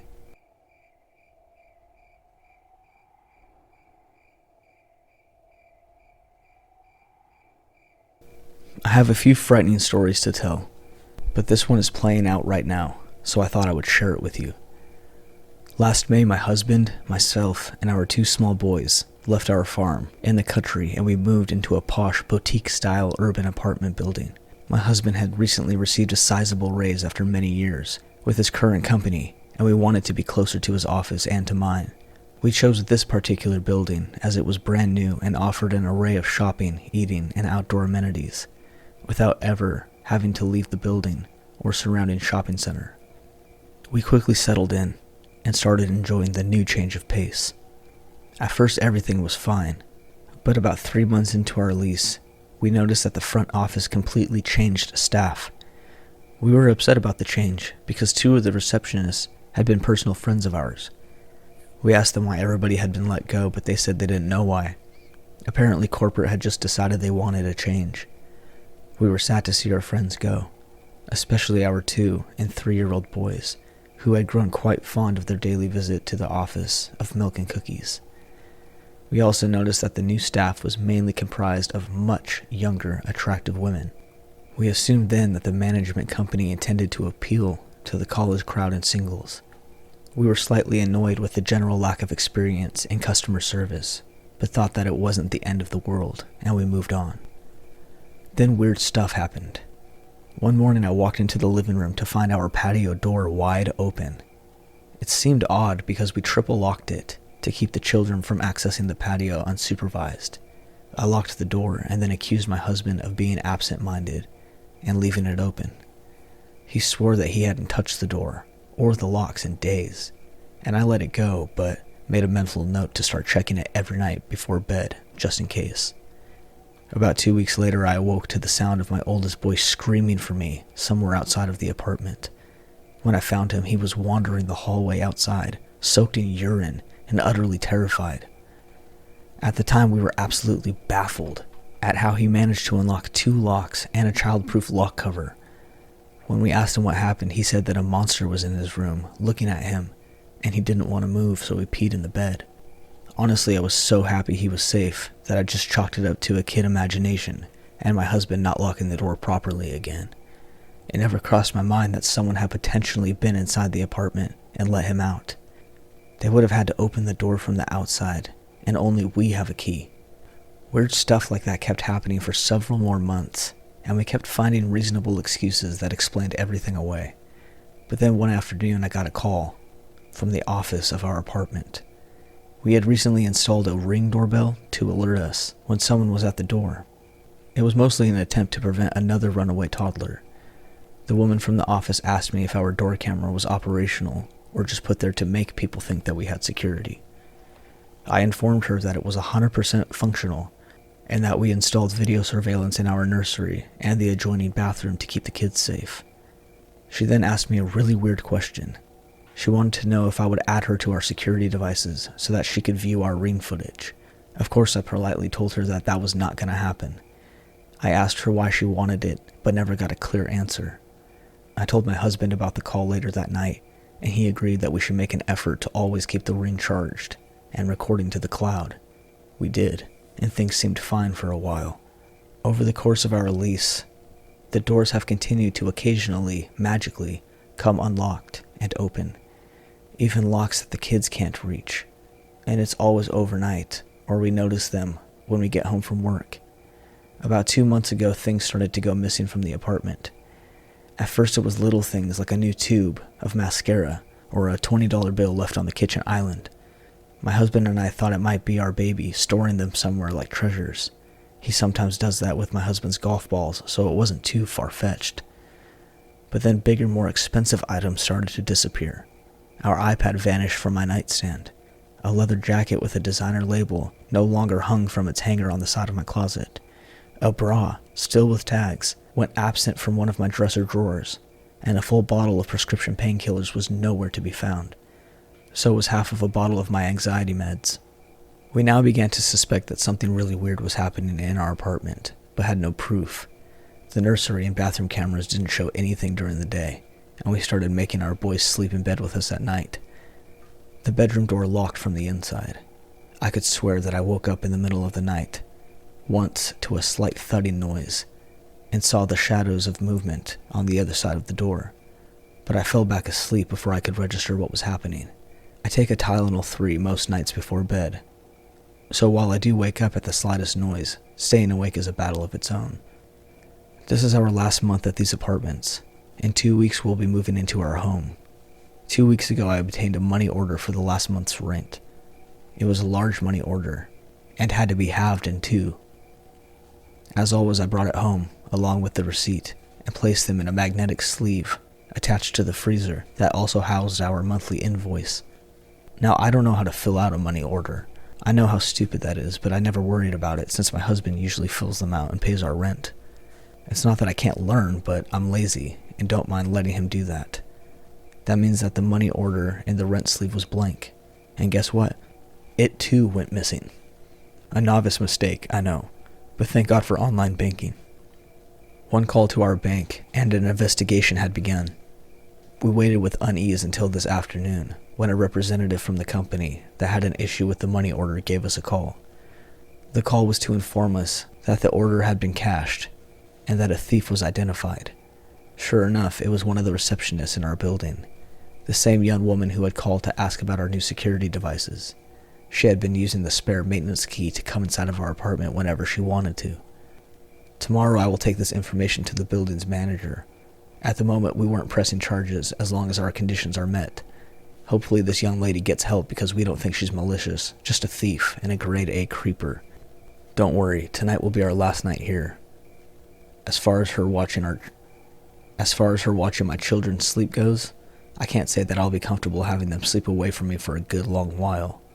I feel terrible for not believing my son. I tear up just thinking about how scared he must have been. The new house will get a full security system with every bell and whistle. We're still not sure how she got past the Ring camera without being seen, but my husband is dead set on figuring it out. An update to this story. When we got to the office this morning, the manager greeted us, apologized about 20 times, and informed us that said receptionist had been let go when she arrived on the property this morning. We made sure that he understood the gravity of the situation, especially concerning our children's safety, and the fact that the building is mostly comprised of families and retirees. We came to an agreement not to pursue legal action against the company as long as we could leave today with our deposit in hand and never hear from them again. We also made him promise to send out a PSA to the other residents explaining portions of the situation in case she had been doing this to other people, which I would put money on that she did. We are currently throwing our belongings into boxes and laundry baskets, awaiting family and friends coming to help us move out. My husband and I decided not to pursue our missing property. However, we will be filing charges for the theft of the money order. We think she was leaving the patio doors unlocked because we have a first-floor apartment with a sunroom, and she was unlocking them at night when we charged the ring, so that she could let herself in during the day via the patio. It explains why we never got her on camera, and why she would be so bold as to come in at night while we were home asleep. My guess is that the night that our son got out, she had snuck in to unlock the back door and saw him awake. She must have waited until he was still for a while, and then ran back out the front door, forgetting to completely shut and lock it. When he finally felt safe enough to get out of the bed, he saw the lights from the hall and followed them, wanting to be out of the dark, where he saw the monster.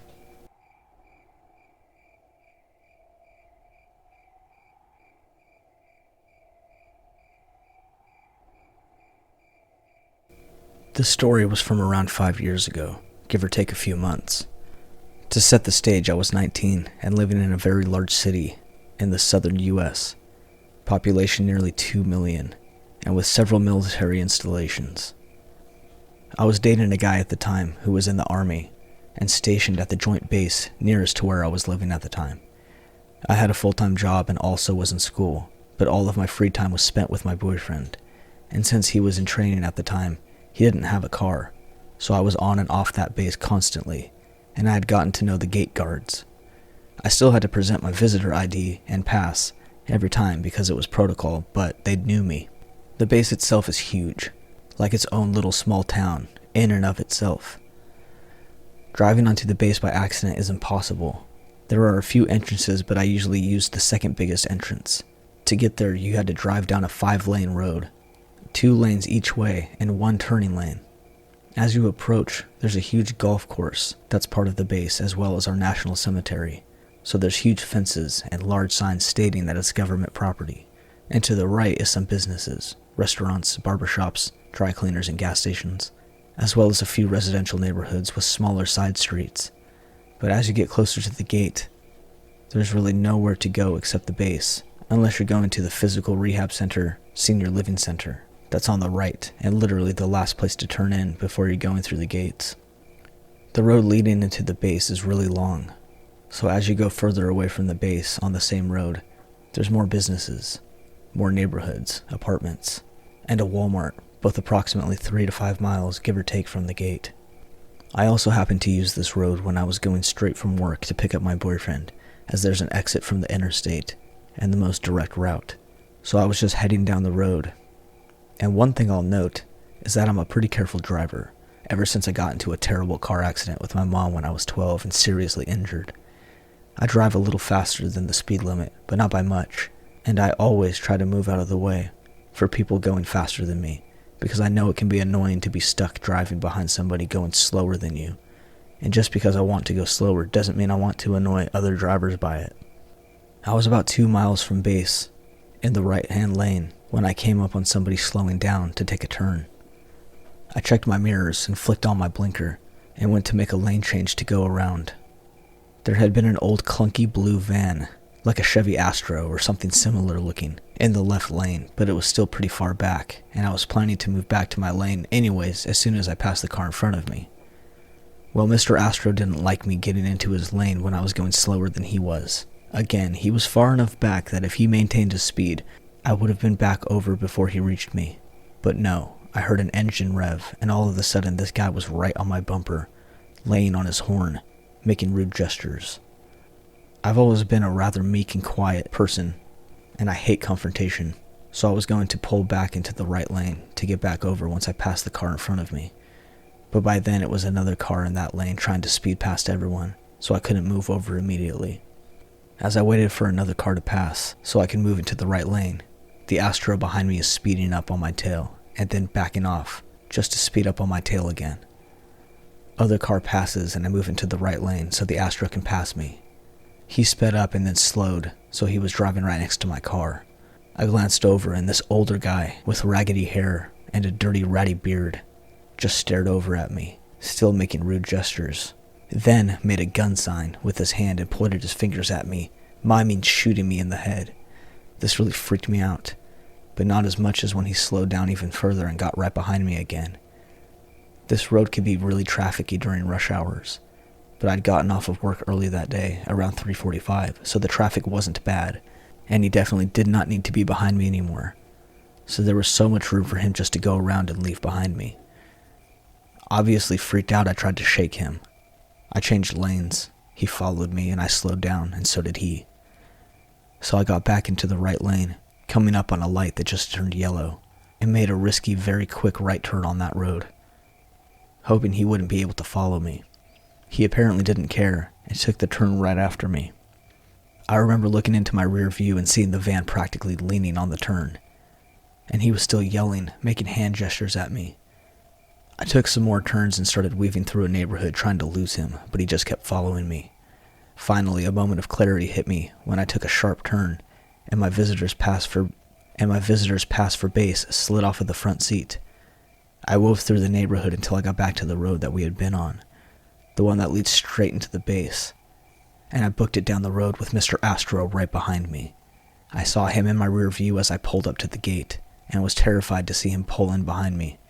I thought there was no way that this guy could follow me onto the base. At the time, they were in FPCON Bravo, which means no one could drive onto the base unless they had proper military staff or ID for a 30-day visitor pass and driver's license. But luckily, I knew the guard at the gate. I pulled in and he could tell I was a bit frazzled because my hands were shaking as I handed him my ID and my pass. Before he could ask, I said, "The guy in the car behind me is very scary. He's been following me for 15 minutes making hand gestures and yelling. He made finger guns like he was going to shoot me." And the guard was very nice and smiled and nodded and acted like everything was okay. Didn't even glance back at the van. He told me, "Okay, don't worry about it. You're safe now, and this guy won't get anywhere near you. Is your boyfriend done for the day?" I said, "No, I don't think he's done till 4:30. I was just going to read in my car until he's done." He told me to go about with my plans, to head over to my boyfriend's barracks, and he and the other guards would handle it. I did exactly what he told me to do. My boyfriend's barracks weren't too far from the gate entrance, luckily, and after 2 turns I would be completely out of sight of the gate. I waited for my boyfriend, and when he came out I told him everything that happened. I was shaking and crying. He ended up driving us back to my place, and we exited from the main gate that was on the other side of the base. It was a longer drive home, but meant that we wouldn't run the risk of a guy possibly waiting on the side of a road to drive back out of base. When I took him back that night, guards had obviously done a shift change, but my boyfriend knew the one working and asked if she'd heard anything about the guy following somebody.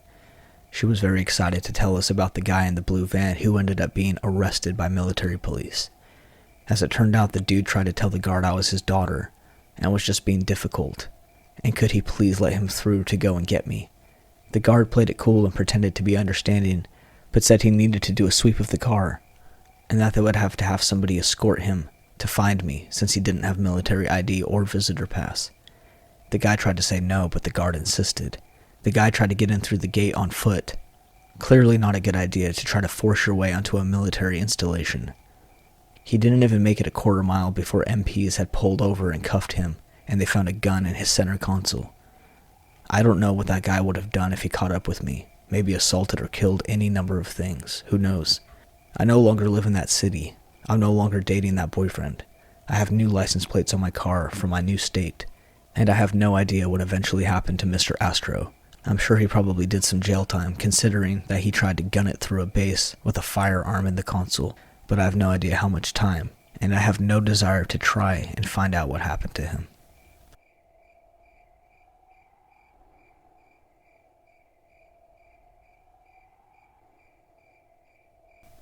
It was in college.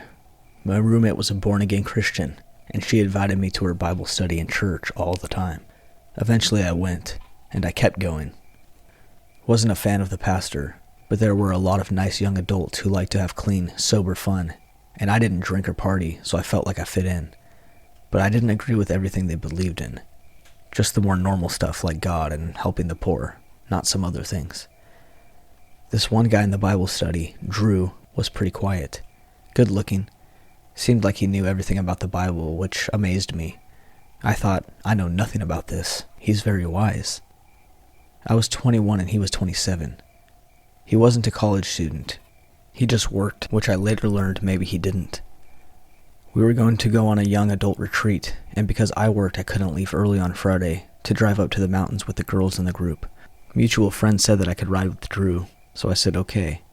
On the way up, Drew was pretty quiet for the first hour, not very friendly at all, and it was a long trip. But as we got closer to the mountains, he really warmed up. We got pizza, and he paid, which was nice.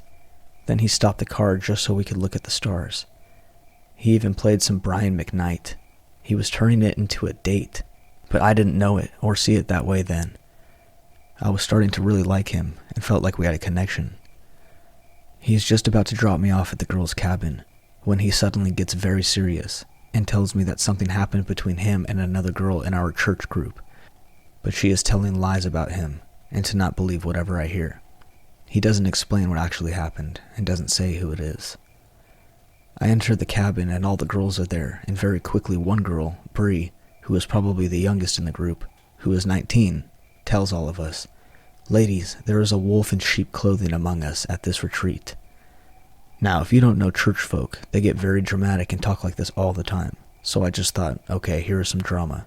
She tells us the story about how she was talking to some guy here, but he started stalking her and wouldn't take no for an answer, and even threatened her sister. Now my spidey sense is up, and I realize this must be what Drew was telling me about. The church group doesn't know who it is because she won't say, because she doesn't want to gossip, and she says leadership will handle it. Well, Drew eventually leaves the weekend retreat early. There goes my ride back, I thought. I don't know if he was ever asked to leave or what. That week, Drew asks me to hang out, and we do. I still like him and don't know who to believe. On our hangout, we didn't really do anything. He takes me to the mall and reads the Bible to me. Okay, cool. Then he parks his car on some suburban lookout, top of the world type of thing, and just says that he is a view guy who really likes views. I'm not one to be impressed by suburban lights, so I'm just like, okay, well, this is boring. I give him another chance. I invite him to come see a play with me. When he does, he immediately meets one of my friends, Brian. Brian introduces us to his boyfriend, Nick. I am in the theater, many gay friends. Well, for the majority of the rest of the date, Drew lectures me about how gays are going to hell, and I must not really love them if I don't stop to tell them that. I eventually cry because it is this ugly argument in his car that we were having for hours in the parking lot of Panera. I say, I want to go home. This is basically the worst date ever. I don't agree with what he says. He also tells me I need to give up my dream of being an actress because what if the Lord doesn't want me to do that? Theater is something I did my whole life, not to mention my major, and his reasons for giving it up had nothing to do with the impracticality of it, but because of God. This guy was nuts. I get home and I offer to make us some cocoa to just kind of end things as friends, or at least on a better note. I know I will see him at church, and we have mutual friends and are in the same Bible study. Things got weird. He tried to get sexual with me, but then also blamed me for tempting him. I ended up crying again. I just wanted him to go home, but I was so emotionally exhausted I didn't know what to make of this. He calls and texts me that week, and I don't respond. Then it's a Sunday night. I am talking to my friend Tim, who no longer goes to this church anymore. I tell him I went on a date with Drew. Before I can tell him how it went, Tim says, "What? That guy's crazy. You need to abort that mission." Tim tells me that he is close with Bree and her family, and Drew is a stalker and threatened Bree's sister. I don't know what to believe, because it sounds like Tim believes this just based on Bree's story. I hang up and I call my mom trying to tell her what happened, what Tim told me about Drew and how it was such weird timing considering what happened with me. While I'm on the phone with my mom, I get a knock at the door. It's 10 p.m. on Sunday night. I look out, but nobody's there. I go to get my roommate and ask her if she can just sit with me in the front room because I'm freaked out and think somebody's there. There's another knock at the door. I open it and it's Drew, and he looks all in a frenzy. I asked him what he was doing here, and he said he just needed to talk to me, and I wasn't answering my phone, which was because I was genuinely busy earlier in the day. The conversation is getting long, and my roommate is still sitting there, so I tell her she can go back to her room. It's okay. I let him come in, because I'm conditioned to be overly nice, and this was a big mistake. We started talking, and as soon as my roommate is gone, he pulls out a knife and starts saying how he was worried my neighbors did something to me, because I wasn't answering his text, and he didn't know what kind of situation he'd be walking into. I have zero fighting skills, no experience in that situation at all. So I calmly say, as casually as possible, "Hey, can you put the knife away? It makes me feel uncomfortable." He asks me if I want the knife, and I say no, I just want to pretend it's not here. I somehow talk him down, get him to leave. I think I convince him that he still has a shot with me somehow. The next morning my mind is clearer, and I feel like I need to tell my mom what happened. She has me tell my dad, who has me tell the church youth leader and security at my apartment. I tell the cop the whole story, and he says that this guy is definitely a stalker, and I will see him again unless the police call him. I say it's fine, I think everything's going to be okay, there's no need to call. I just didn't want any more drama. I had never talked to a policeman about anything before. I was still processing and didn't understand that this was serious. My mistake. The next night I went to a party, another church-related one, but Drew is not supposed to be here. He told me before that he wasn't going. Well, he is there. I decided to leave, but my 21-year-old self doesn't think to ask to have someone walk me out. I figure, if I leave, and he is still there, problem solved. I didn't anticipate him realizing I left and following me. I'm walking to my car in a dark apartment parking lot, and I hear him call out my name. He's following me. I start running and say I don't want to talk. He begins chasing me. I am clicking my car to open, thinking this is how girls die, because she did not let the cop call the stalker, because she is dumb. Thankfully, my car unlocks and I get in and drive away. Problem is, this guy knows where I live. I move out 2 weeks later, and I block him on all social media and my phone. Drew eventually somehow managed to make another Facebook profile and sent me a message that Summer says he was praying for me and had forgiven me for trashing him to people, even though I still never told anyone what happened, except for the useless pastor who did nothing. That was the last I saw and heard of him. Unfortunately, this predator continued to serve at the church and the junior high ministries of all places, around many young girls. No one on church leadership listened to me or to Bree, who both complained that this guy was stalking us. I never reached out to Bree to let her know what happened to me, and I never got to hear her story in detail. But I had told the young adult pastor about the knife, and him trying to get sexual with me and how I was scared. Thankfully, I didn't go to that church anymore, and this was all before the Me Too movement. What sucks is I've had a few experiences with crazy religious guys. This was the first, but not the last, and I'm still trying to come to terms with why that is.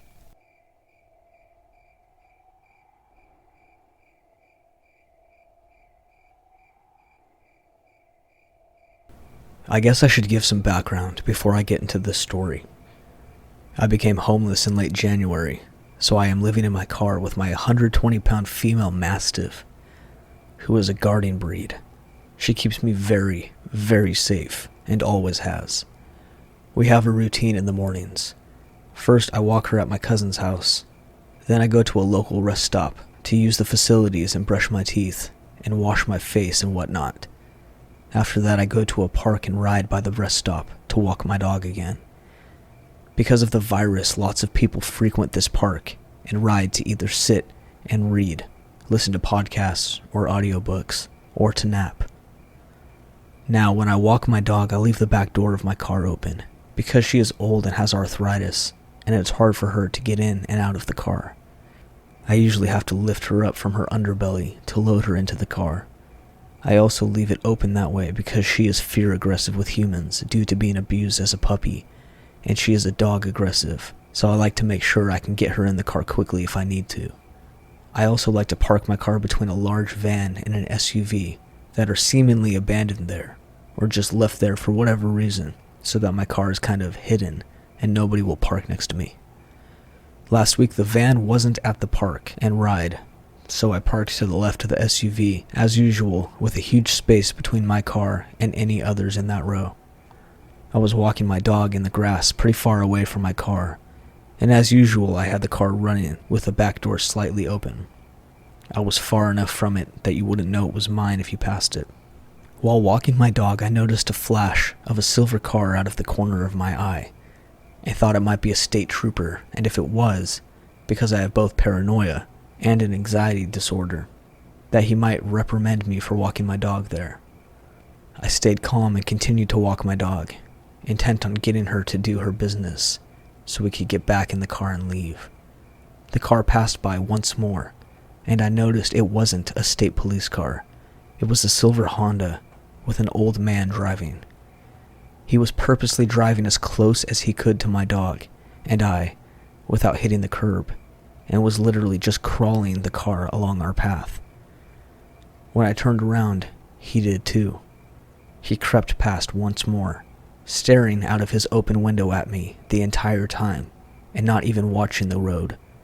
I got agitated at that, and resigned myself to the idea that I would have to confront him if he continued to stalk us. He passed by once more, crawling again and trying to get closer.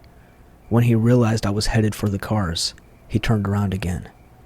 I got my dog, named Karma, in the car and settled myself into the driver's seat and took some time to give her a bowl of fresh, clean water and her treats, and took a moment to plug in my laptop to my inverter and charge it for later. I saw the silver car out of the corner of my eye again and watched as the old man parked a few cars away from mine in the same row next to a man in a black pickup truck that I noticed was watching this old man curiously. I was thankful the man in the truck was there and watching, and had noticed the way the old man was creeping by me and stalking me. The old man purposely reverse parked so his window was lined up with my driver's side window, and continued to belligerently stare at me from out of his open window, as I did what I needed to before I'd leave the park and ride. He was leaning against his door, with his head out and just staring straight at me, not even blinking. I ignored him as I had been doing, carrying on with my business, when I plugged in my phone and organized the belongings in my front seat and gathered up some garbage to put in the little garbage bag I kept on the floor of the front seat. I was raised to be tough and unafraid, and I wasn't going to let this creepy old guy spook me. I looked up after about 10 minutes, and he was still staring right at me, still not even blinking, so I turned my head and avoided eye contact as I put on my seatbelt. I had been running the car the whole time I walked my dog, so I was good to go. I went to pull out of my spot, and my backup camera went off, and I saw that silver car right behind me, blocking me from pulling out of my parking spot. At this point, I was angry and ready to give this old man a what for, but I reminded myself that he just might be a little bit off. My grandpa had dementia, and before he was diagnosed, he did strange things and would often forget where he was, and he would hallucinate. I figured maybe this old man was having troubles of his own. The old man pulled up next to me, and as I put my car back in gear to leave, my dog began going wild, and I heard a voice. Mind you, I had locked all my doors and closed all my windows while this man was staring at me to make it clear that I was not to be approached and was not interested in conversation. My dog was climbing into my front seat and blocking off my view so I couldn't pull out. She was barking like crazy and snarling at this man, with her hair standing up on her back. At this point, I just stopped and put the car in park, shoved her into the back seat, and rolled down my window to see what this creep wanted. I noticed he had an oxygen tube in his nose, but there was no oxygen tank to be seen anywhere in his car. I have a good eye for these things because my grandma had one for 2 years before she died, and I also worked in a pharmacy where I delivered pharmacy supplies door to door at an elderly living community with a health center and assisted living center.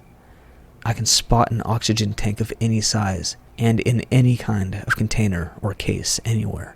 There was none in his car. He says to me, "Are you all right?" So I say, "Yes, I'm fine." I go to roll my window back up when he speaks again. "Are you broken down? Do you need help?" I give him an incredulous look and firmly say, "No, I'm not. My car is fine and so am I." Again, I try to roll up the windows as he shouts, "Well, it looked like your car was broken down, which is why I pulled up here next to you. I think something's wrong with your car." Again, I tell him my car is fine. I'm fine. I don't need any help, and rudely thank him for his concern, but he doesn't let it go. He tells me once more that he thinks my car is broken down and that he can help me. At this point, I'm no longer trying to be polite. I give him a nasty look. Don't even bother to stop my dog from barking at him. And I say, "I'm fine. Thanks." He just nods and slowly, ever so slowly, crawls out of his parking space and down the lot towards the exit, and hangs there as if he's waiting for me to drive out. My instincts are telling me that something is really off with this guy, but I'm trying to rationalize, chalking it up to my paranoia and anxiety and general distrust of people. I tell myself he's probably just a bit senile and means well. Still, I stay stubbornly in my spot and do not leave until he gives up and pulls out of the lot going the opposite way that I was going to. The whole day the entire incident bothered me. It wasn't until later, when talking to my male friend, that I realized how messed up the whole thing was. He didn't know which car was mine when he began stalking me. I was nowhere near it. Once I got in my car, he pulled up a few spots away to purposely continue watching me, and seeing that my car was clearly fine and running since I was blasting the AC and rolled up my windows without any difficulty. I've had cars that have broken down before, and I'm mechanically inclined enough. As my friend pointed out, if my car was broken down, I would have at least had the hood popped, and I'd be elbows deep in my engine, checking my oil, my other fluids, my belts, radiator, battery, my alternator. Been there, done that a million times. Once again, he had the oxygen tube in his nose, and no tank anywhere in sight. I drive an SUV and he was in a Honda sedan, so I was easily able to see into his vehicle, and nothing. The fact that he insisted something was wrong with my car bothered me. It was as if he wanted me to get out of the car to either check, probably thinking because I'm a young, small female that I don't understand mechanics, or know when something is wrong with my car, or to prove to him that it was fine. There were no signs at all that anything was wrong with my car, and if there was, I wouldn't be out walking my dog. I'd be elbows deep in the engine bay, on the phone with the towing company, and I would be highly stressed out and filthy. What's even more bothersome is he did this in broad daylight, with people watching from their cars. He purposely stalked me as close as he could with his car, nearly driving in the grass, turning around and creeping slowly past me 3 times, and following me as I walked, and then parked near my car once he saw me get in. I think he parked next to me and stared at me like that, to try to take some time to figure out an excuse, or a reason to approach me before he stopped me from leaving, and pulled up next to me. The entire thing was incredibly uncomfortable, creepy, off, and gave me Ted Bundy vibes. After all, an elderly man with an oxygen tube in his nose doesn't look like he's capable of harming anybody. But oh boy, did he want me to get out of my car. Him hanging around the exit to try and catch me leaving was probably the worst of it all. It wasn't enough that he stalked and harassed me in the lot. No. Why not try to follow me where I was going? So old man in the park, with the oxygen tube that connected to nothing, let's not meet again.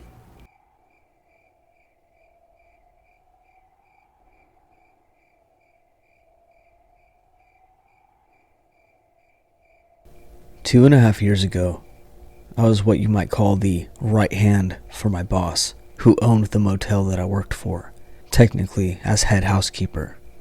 But I had recently begun training to run the full spectrum of the motel, including all things office and front desk, overseeing staff and minor maintenance, so that my boss could take a vacation. It was a 42-room mom and pop place, set back off the road, so it was pretty peaceful for the most part. There were still a few motley ones every now and then, but that's at any motel in small-town USA. But as intimidating as the new responsibility sounded, with only 2 other staff members to worry about, it was a cakewalk. The day comes for the boss to take her leave, and I'm now in charge of her life's blood, sweat, and tears, and pumped for the opportunity to show what I was made of. She left Friday morning, and the rest of the day ran like clockwork, until around 8:30 that night. I also lived on the property in an apartment, which allowed me to run back and forth to the office for guest check-ins and any office duties I needed to tend to. So when the doorbell alerted, I looked at my phone and saw an older gentleman, early 60s maybe, staring through the door looking at an attendant. I spoke through the camera to let him know that I'd be there in 30 seconds and started on my way to the office. As I would with any guest, while checking them in, I made small talk about his trip and gave the lowdown on where to get good food in town. I got him squared away in the computer and showed him how to get to his room. As he was getting his credit card situated back in his wallet, I thanked him for staying with us and called him Mr. Logan. He looked up at me and smiled and said I should call him Joe, and then he made his way out of the office. Less than 30 minutes had passed, and I get a call from room 135, Joe's room. He proceeds to tell me that he would like to use the desk lamp, but there is no light bulb in it, and could he please get one, which immediately threw up a red flag, because I had cleaned that room myself, and I made it a habit to check every light bulb in the room, and know for a fact that the light bulb was there, because I used the desk lamp as I was cleaning. I told him I would bring one down, and he immediately said he would rather come to the office to get it. The office was attached to an apartment-type space that my boss lived in during the week, and it was very dark in the back, and set up in a way that would have made it very difficult, if not impossible, to see through the door to the apartment. Considering I was the only employee on the property, having him come to the very secluded office in the dark wasn't going to happen. I felt more comfortable taking him to his room, where I knew there were other guests around that area that were sitting outside that could help me if needed. So when he says he would rather come to the office, I told him that I would have to bring it to him because my boss would kill me if I made a guest change a light bulb. He says he understands, and I breathe a little easier. He's not going to get me cornered in my secluded office to do God knows what. I grab the light bulb, and before I can get to the front door, I look, and there he is looking through the glass on the door, staring me down in the most unsettling way. The hair on the back of my neck stood up, and I finally started shaking. I opened the door and just said, "Let's get your lamp working," and started walking past him. He then said he thinks he forgot to sign his credit card receipt, and can we please go back and double check. I told him that he had already dropped the receipt, but that I would check it in the morning, and get it from him if I needed it. That was total crap. He made a big deal about finding his good pen to sign it with. We both know he signed it. With that rejected idea, we continued to his room. As I walked in, I kicked the doorstop wedge that I brought with me under the door so it couldn't close without assistance, and had he tried, I would have had time to yell for help from the guys next door to him. I think he figured that out and moved away from the door. As I put the bulb in the lamp and turned to leave, I noticed the original light bulb halfway sticking out from under a couch pillow. I picked up my pace, chose to say nothing, and I left. I made sure that he didn't see where I went, because I sure didn't want him to know that I lived there, or which apartment was mine. 30 minutes later, and the phone rings again. Of course, it's Joe. This time he would like extra coffee for in the morning. I tell him that I'm unable to get to the housekeeping supply room because the housekeeper accidentally took it home. Total lie, but I wasn't going back over there. He had legitimately scared me. He called 2 more times that night, but I changed my voicemail to the motel's information, and I let him leave a message. I never even checked them. Bad customer service for my first night running the place alone, but I really didn't think my boss would entertain the idea of penalizing me after she heard the whole story. The next morning starts out as quiet as usual. I was running audit when Joe shows up at the door. I wasn't scared this time because one of my housekeepers was getting coffee in the kitchen, and I had people coming and going, checking out. Joe asked me to go to breakfast with him. I explained that I'm on the clock and have business to keep afloat for my boss, but thank you for the offer. I'm not sure exactly what went down in this next 2 hours, because I was working, but somewhere in there, Joe's car quit working. He was trying to go to the next town over, which is significantly bigger than my town, for one reason or another. Anyway, he starts getting unreasonably angry that his car won't start, and saying things like, "How am I supposed to do this without a car?" Then it dawns on him that there is a car dealership next door, and he starts off in that direction. But before he goes too far away, he sees me coming out of a room, and he says, "You're gonna marry me. Just wait and see. We're going to Vegas." All while smiling and chuckling. So I chuckled too, because there's no way he's being serious. I hoped. And I continued on with my day. About 5 hours pass, and I get a phone call from the dealership, asking if Mr. Logan had checked out. I said he was booked for one more night, and he proceeds to tell me that Joe took a car for a test drive, and was supposed to return in 30 minutes, but hadn't returned, and he isn't answering his phone calls. They asked if I could check his room to see if his belongings were still there, and I obliged. I opened his door after knocking with no response, and found the room completely destroyed. Papers all over the place, trash on the floor, pictures off the wall, the whole nine, but I wasn't sure if the papers were something he would come back for, or if he bailed and just left that stuff behind.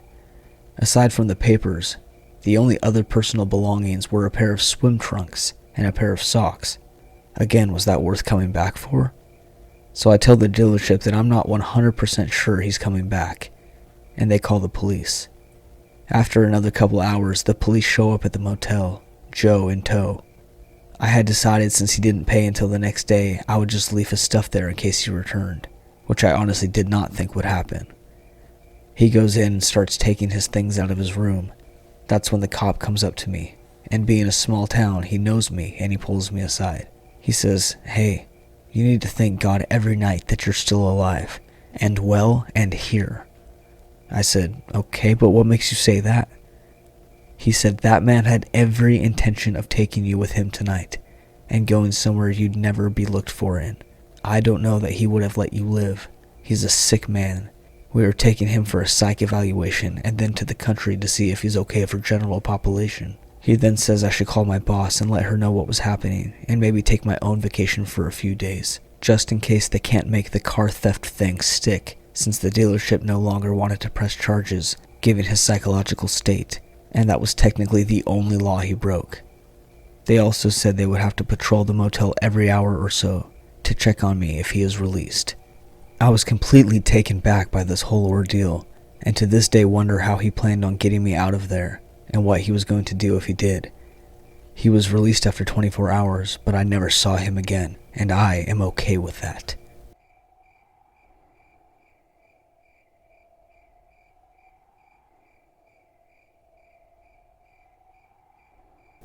I'm going to put this in for context that will be useful later down the road. On March 10th, my very good friend committed suicide. I was on site with officers and a few close friends who showed up that day as well. It was really rough for me and many others, and still affects me to this day. Now to the story. And a quick note, I'm going to skip the sexual parts of the relationship, as it was a weird sexual experience for me that genuinely made me lose my sex drive. So back at the end of October, beginning of November, I dated this girl named Tina. She had such a crappy name that just fit completely with the crappy type of person she was. The girl was really something. She was your basic white girl, loud, unfunny, and always on TikTok trying to do those dances. Our first date rolled around and we went to our high school's football game, and she wouldn't try to meet up with me at the concession stand because she was genuinely intimidated by me for whatever reason. Then all of a sudden she basically wanted to be by me for the rest of the football game. She was extremely erratic in her behavior that day, and that should have been a first red flag for me. Later that night I was texting her, and she pressured me into telling her about what happened to my friend and what it made me feel like. Normally I'm a pretty open guy, but I just met this girl and didn't know what to think about her. So I gave in and I told her. Later that night she started talking about how nobody would miss her if she was gone. I didn't know how to react as my anxiety kicked in. I kept trying to tell her that people needed her, and soon I told her I loved her as a panicked response as things ramped up in her behavior. This was the first red flag I noticed, but in reality, I wish it was the second, and I wish I stopped talking to her after that football game.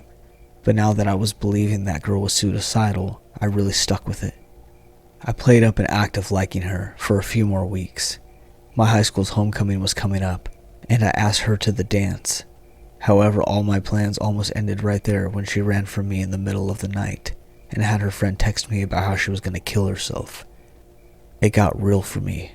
I was so angry as I yelled at her over the phone, asking for her to tell me where she was. I told her that I was going to call the cops, but she insisted that I didn't.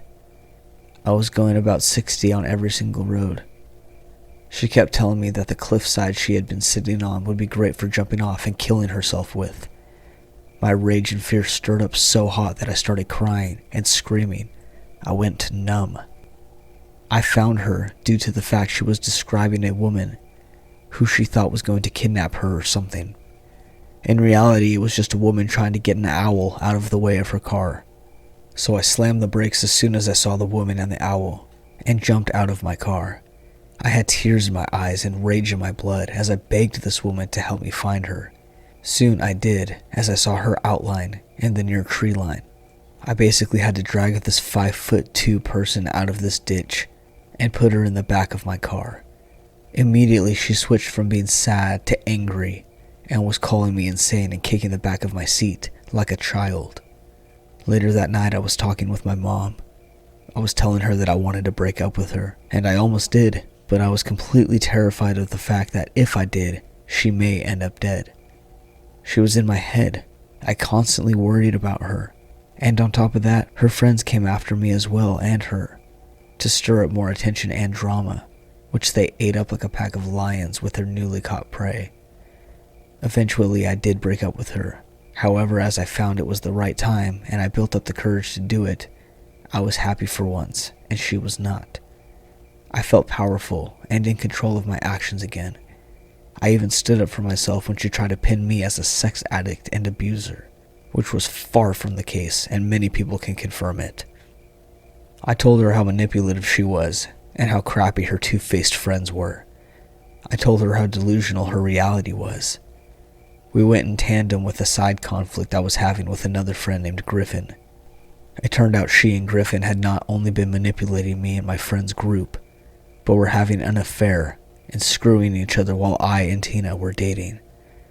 So many friends decided to fully cut these people off, and Griffin was gone from our lives, but Tina was not. She continued to send her goons after us and harass us. I was the main target, but my friend Anna took a beating due to the fact that she was the only other girl in the friend group. I had enough and told the principal about each incident in the hopes that she would be removed from the school. I told them I wanted her away from me and my friends as the harassment became worse and worse. It went from just insults over Instagram DMs to filming our conversation and listening in on us and using it as blackmail. They even tried to tear apart a relationship I was in with this girl from my history class, Selena. They didn't do anything but tell them to stop and then told me to stop, which I have no idea why, as I wasn't doing anything in particular. I took that quote-unquote advice and stopped. When she would harass us, I would just block them out, or if they harassed us in person, we made them out to be fooled as soon as they realized they couldn't get to us anymore. But quarantine happened and things became bad. Harassment picked up again, as they knew their school career couldn't be put on the line anymore, and I eventually got pictures of Tina and Griffin FaceTiming and sexting over it, as she flashed him and other things like that. I was disgusted. However, things slowed down as the 1 year of our friend's passing came up, and I just hoped it would be the end of it, as maybe a time of sadness would make them realize, but it sure didn't. I got a text last night from an unknown number at about 1 a.m., telling me I was a disgusting person and looked gross. I kept asking who it was, although I knew deep down who it really was. They were insulting me, and I insulted back, showing I wouldn't take any of their crap. I asked who it was again, and they said, "Someone who hates you." And I kept going. I told them that I didn't even know them, and they must be miserable to be texting someone they hate at 1 a.m. They texted me saying, "I know who you are," and I asked, "Well, who am I then?" Then they said my name, spelled perfectly, which is a rare occurrence surprisingly. It's not even a hard name to say or spell. Then they went on to say things like, "Why did you hit me? You ruined my life." People thought my parents were abusing me, and then immediately switched to how they loved me and wanted me to be their wife, and how I was all of a sudden gay. None of this made sense, and I was genuinely afraid, as the erratic behavior was genuinely scary and concerning with some of the things they had said earlier. Soon it turned for the worst. They were telling me that they knew where I lived, and they were describing my house in perfect detail. I grabbed a baseball bat I kept next to my bed and ran downstairs and looked out the windows. It was pitch black, and my fight-or-flight instincts kicked in. As I stared out of the window trying to see any sort of shadow moving in the dark, my phone buzzed. They were in my backyard. I just texted "call me," but in reality I was in a panic, and I ran to the back windows, still pitch black, and our dim porch and backyard lights wouldn't help a thing. All I knew to do then was to call the police. 2 cars showed up at my house, and I and my parents stayed up a bit later until they left. I showed them the texts, and they asked if there was anyone who would threaten me or anything I did to anyone in the past that would result in this. I just told them about my crazy ex. I got a text about how boring I was and that they were blocking me. Not sure if it was related to the cops showing up making things lame for them, or because I started texting with no reactions whatsoever.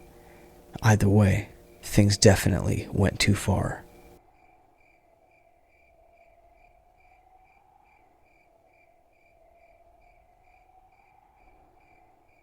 As a child, kindergarten age, I loved to talk. If anyone had a question for me, I would gleefully give them way too much information. Most people found it endearing and would praise me for being so smart, which encouraged me a lot. My mom and I normally shopped at the market just a few minutes away from our house. My mom had been shopping there for 20-some years at that point, and was friends with most of the workers, so I was friendly with them too. and was always happy to talk with him. Whenever my mom got distracted talking to someone, I, with the attention span of a 6-year-old, would wander around the aisle. My mom would keep an eye on me to make sure I didn't get too far, but if she was distracted, one of the other employees would usually be around and gently guide me back over. One day, though, we went to a different market that I couldn't remember having been to before, and we didn't go back to for nearly a decade. We were walking around the aisles when my mom ran into her friend. They started talking, and I, not realizing that I no longer had a store full of adults keeping an eye on me, started wandering around the aisle. My eyes caught some colorful display, I think flowers or balloons, and went over to look. Once I was satisfied with my inspection, I turned back to the aisle only to find that my mom wasn't there. That had never happened before.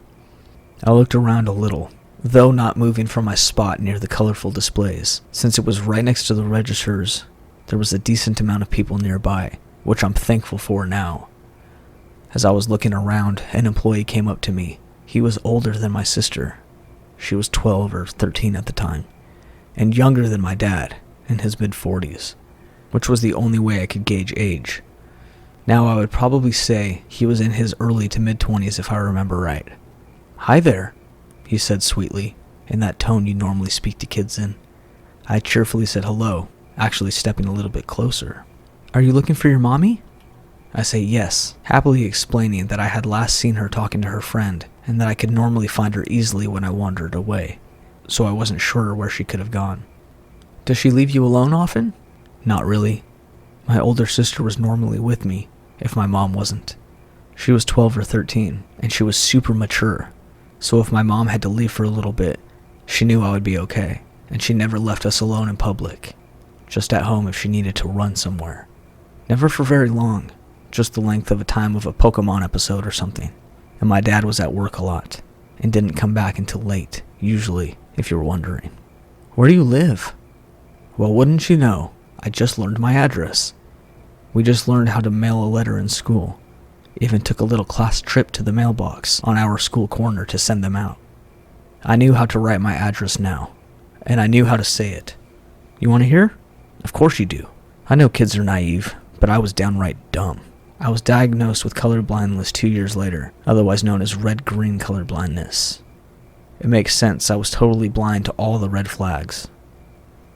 Where do you go to school? Who picks you up? Well, I go to the local elementary school. I don't know the address though, sorry, but I know what street it's on, because I wait on the sidewalk for my mom, or daycare sitter depending on the day, so I see the street sign a lot since I'm usually waiting for a while to be grabbed. Do you like animals? You like puppies? Dogs scare me. Cats scare me. Pigeons scare me. Fish scare me. Flies scare me. You know what doesn't scare me? Turtles.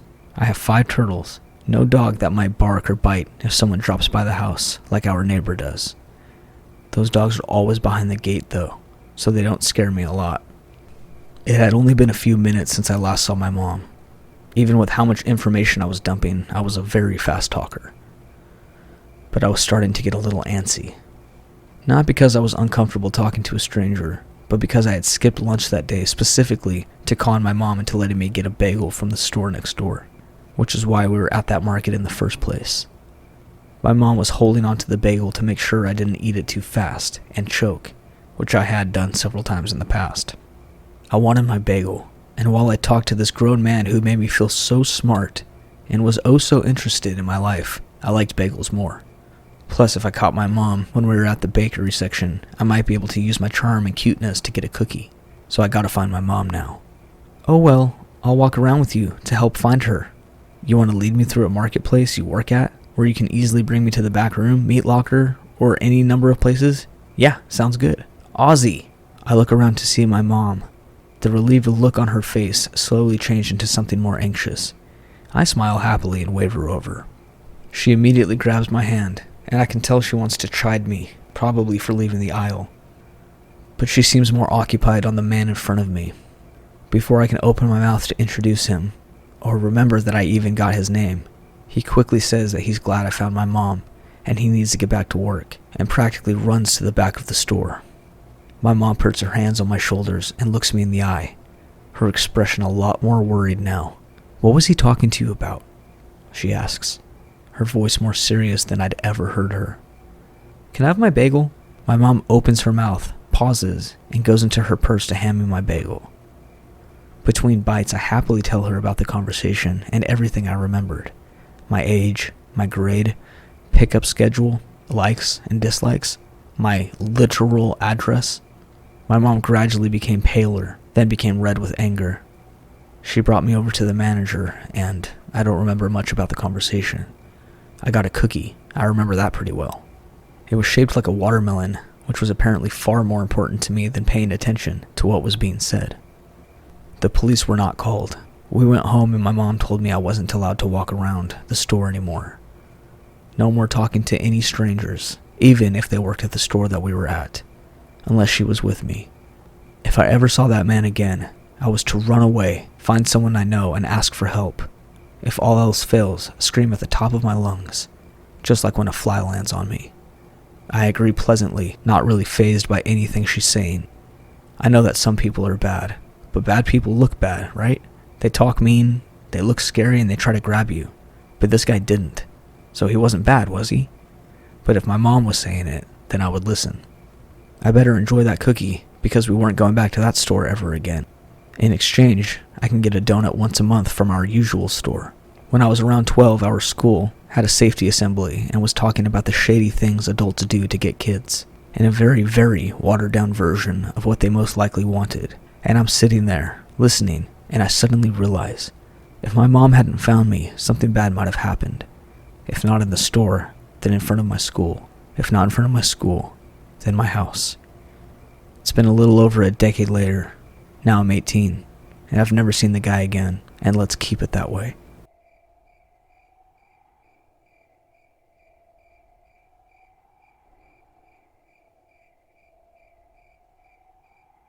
I apologize if this gets lengthy.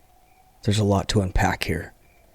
This happened to one of my best friends and I back in 2017, and I felt like it's worth sharing.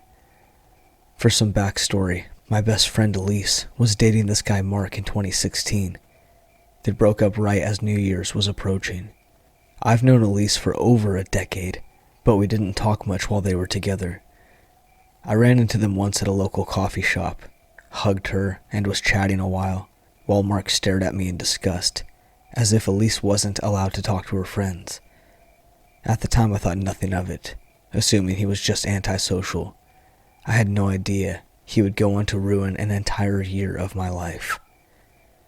It's really fuzzy as to how Mark got in contact with me specifically. I believe Elise posted about her breakup, and I offered my support publicly, so he targeted me. It began on New Year's Eve. He started messaging me on Instagram over and over, threatening me. I was having a get-together with my then boyfriend, two of my now ex-best friends, and my now ex-best friend's boyfriend. I remember seeing my notifications blowing up and ignoring it. Everyone else seemed more concerned than I was. I brushed it off until late that next day. I checked my phone and I had dozens of DMs from Mark, as well as a few public posts that he tagged Elise and I in, calling us every name in the book and claiming I was the reason they broke up. I answered his DMs, asking why he was targeting me. That was the biggest mistake I ever made. After some angry messages from him, he blocked me, and I thought it was over. I also had some missed calls from Elise, so I finally contacted her and asked what was going on. She frantically told me that Mark was a dangerous man, and he's been tormenting her since the day they became a couple. He would throw her around his apartment, leaving awful bruises that she sent me photos of. He would threaten to commit suicide if she left him, and he even threw a hissy fit at a tattoo shop because they wouldn't tattoo Elise's first and middle name over his eyebrow. He got Crybaby instead. Elise also informed me that Mark had went to jail before meeting her for domestic abuse. He stabbed his ex-girlfriend in the leg and was only behind bars for a month before his dad bailed him out. With this new information, I was terrified. Elise told me where he lived, and it was directly behind the coffee shop I mentioned earlier. I frequented that building and that part of town in general. That'll come into play later. I eventually calmed myself down and I forgot about him. until he got my phone number. I still don't know how he got it, but I woke up to 30 plus messages from him one day, and I was horrified. His messages included threats to kill himself if I didn't help him and Elise get back together, threats to kill me, cries for help, him blocking my number and then unblocking it, just to start the cycle all over again. I, being very naive and not wanting to be held responsible if he actually killed himself, did not block him. I asked him to leave me alone and if he wanted a hotline to where he could get some help, and he pretended to calm down for a bit. I gave him the number after many messages from him saying how much he missed Elise, but also wanted to kill her. I told her immediately and pushed her to go to the cops, but she didn't. Her condition helped her believe that she would get into trouble if she reported him. This went on for months. I usually didn't respond, and when I did, he seemed to chill out for a bit. I'm skipping ahead to a particular night where Elise and I were hanging out at my house. We were chatting away on the phone, starting to light up. I ignored it and kept talking because I didn't want to be rude. Elise peeked at my phone and said, "It's Mark, look." Sure enough, Mark was bombing my phone with threats to slit his own throat because he knew Elise was at my house, calling us both the C word and claiming it would be our fault if he died that night.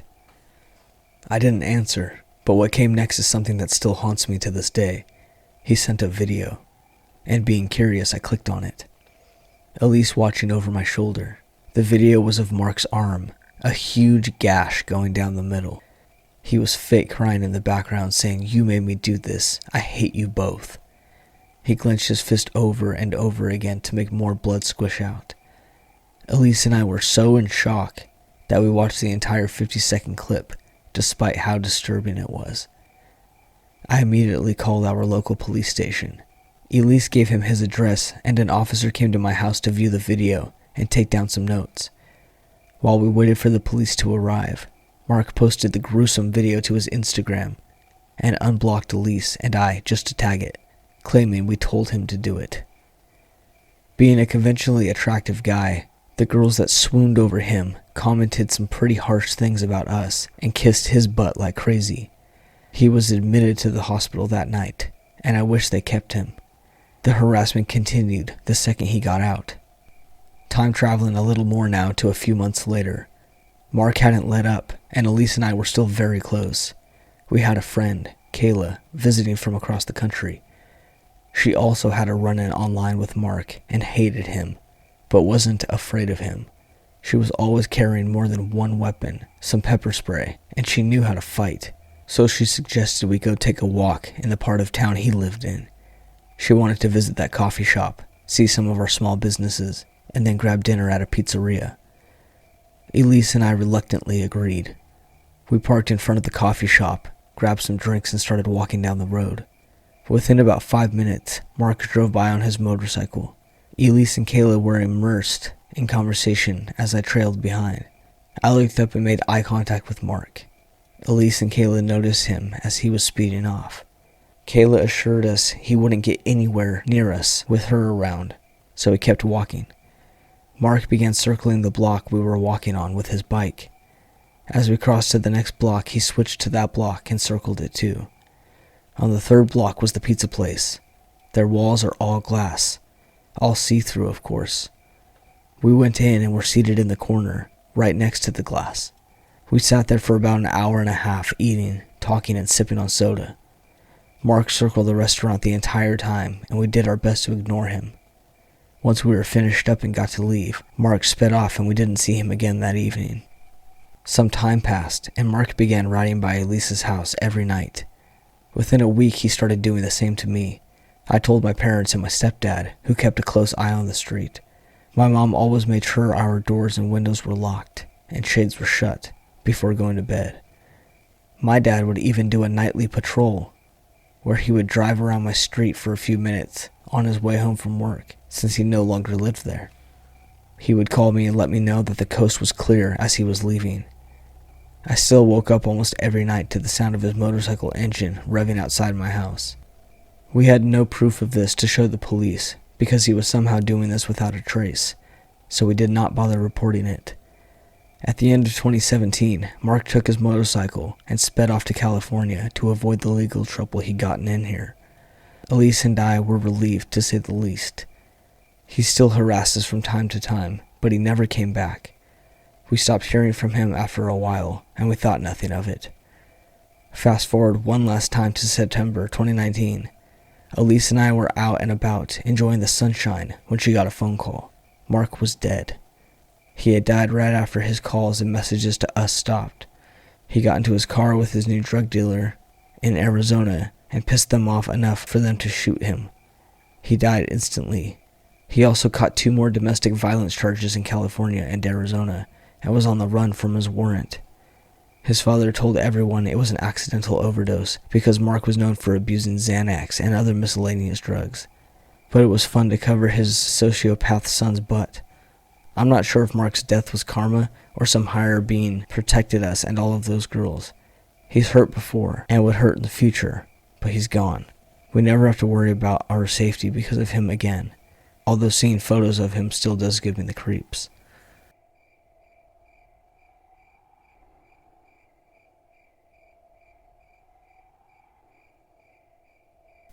I am a 26-year-old woman who has lived in Alaska my whole life. This will become important later when you see just how far this person would try to go and be with me. This all happened a few years back when I was in college. Like any woman at that age, I made a grave mistake of attempting online dating to disastrous consequences. I was using OkCupid to try and find a potential partner, but I also had it listed in my bio that I was looking for real friends.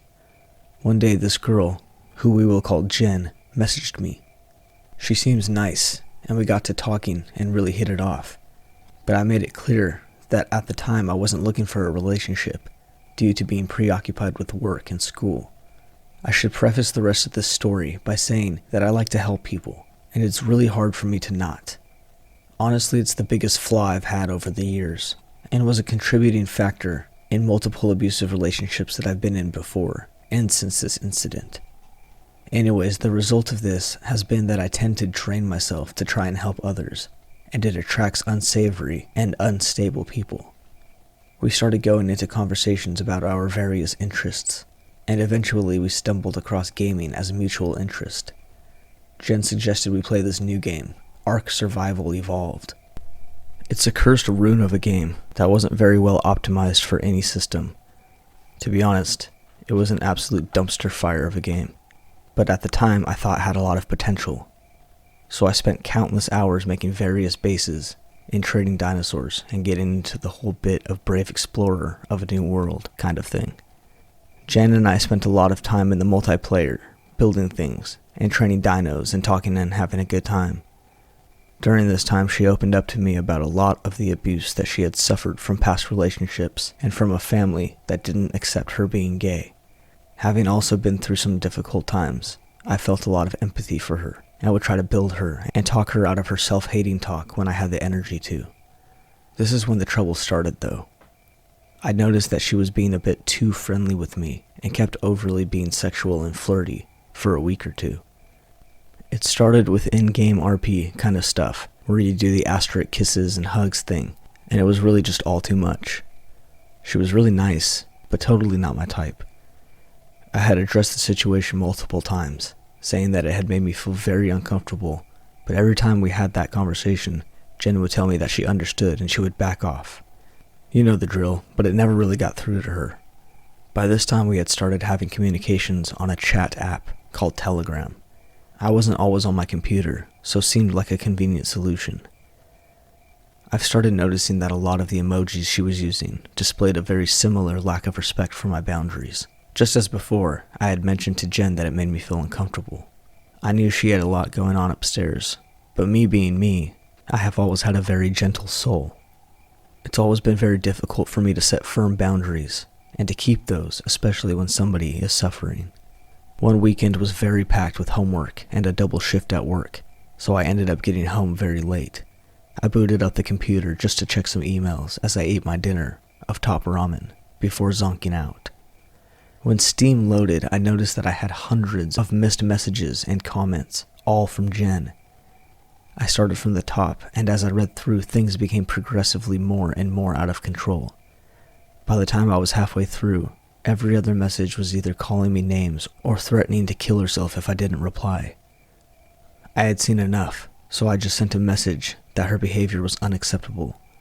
But I can't be friends with somebody who is going to be abusive like this. I blocked her on Steam and on Telegram. And this is where it really hits the fan. About 30 minutes later, my phone starts going off. Mind you, this is about 12:30 a.m. Alaska time, so that would make it about 3 a.m. for her. She called my cell phone number with what she had saved from Telegram. She was absolutely out of control.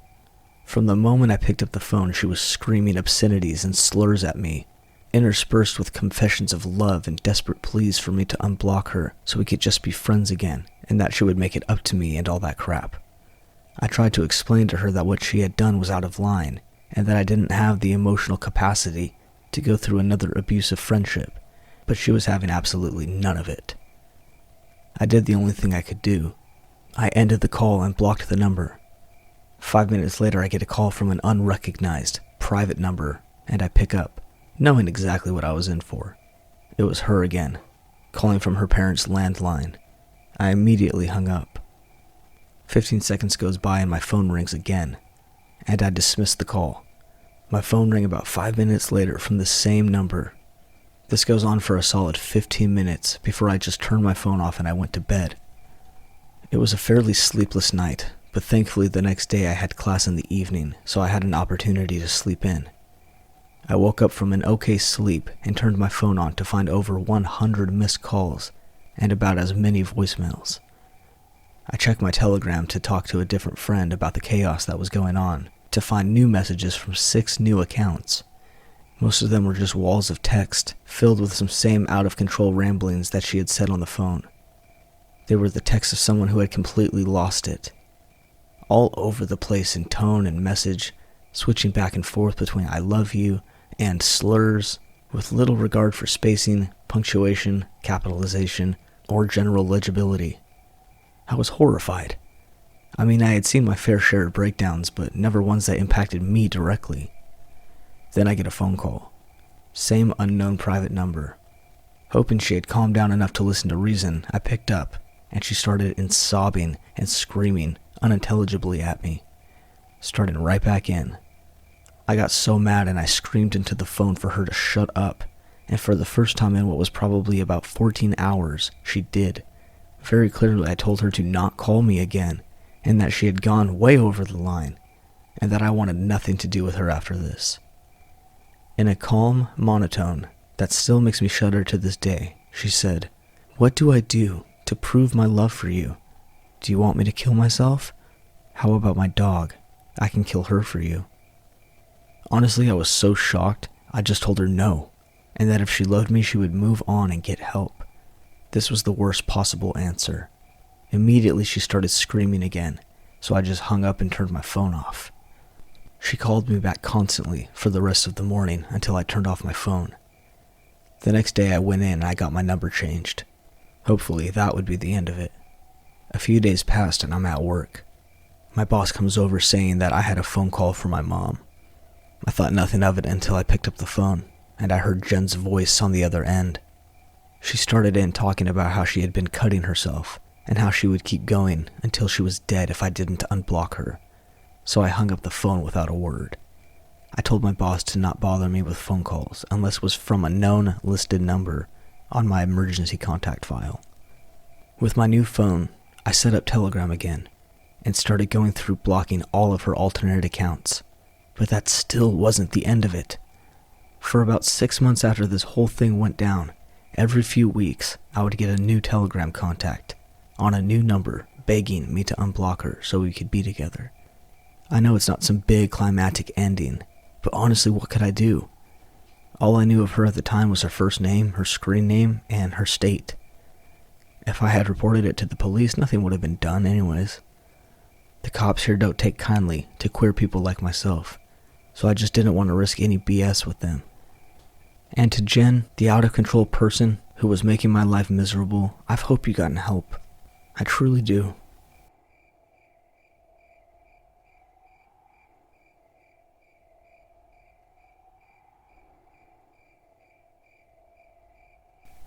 I've been debating if I wanted to post this story, because it was so unnerving.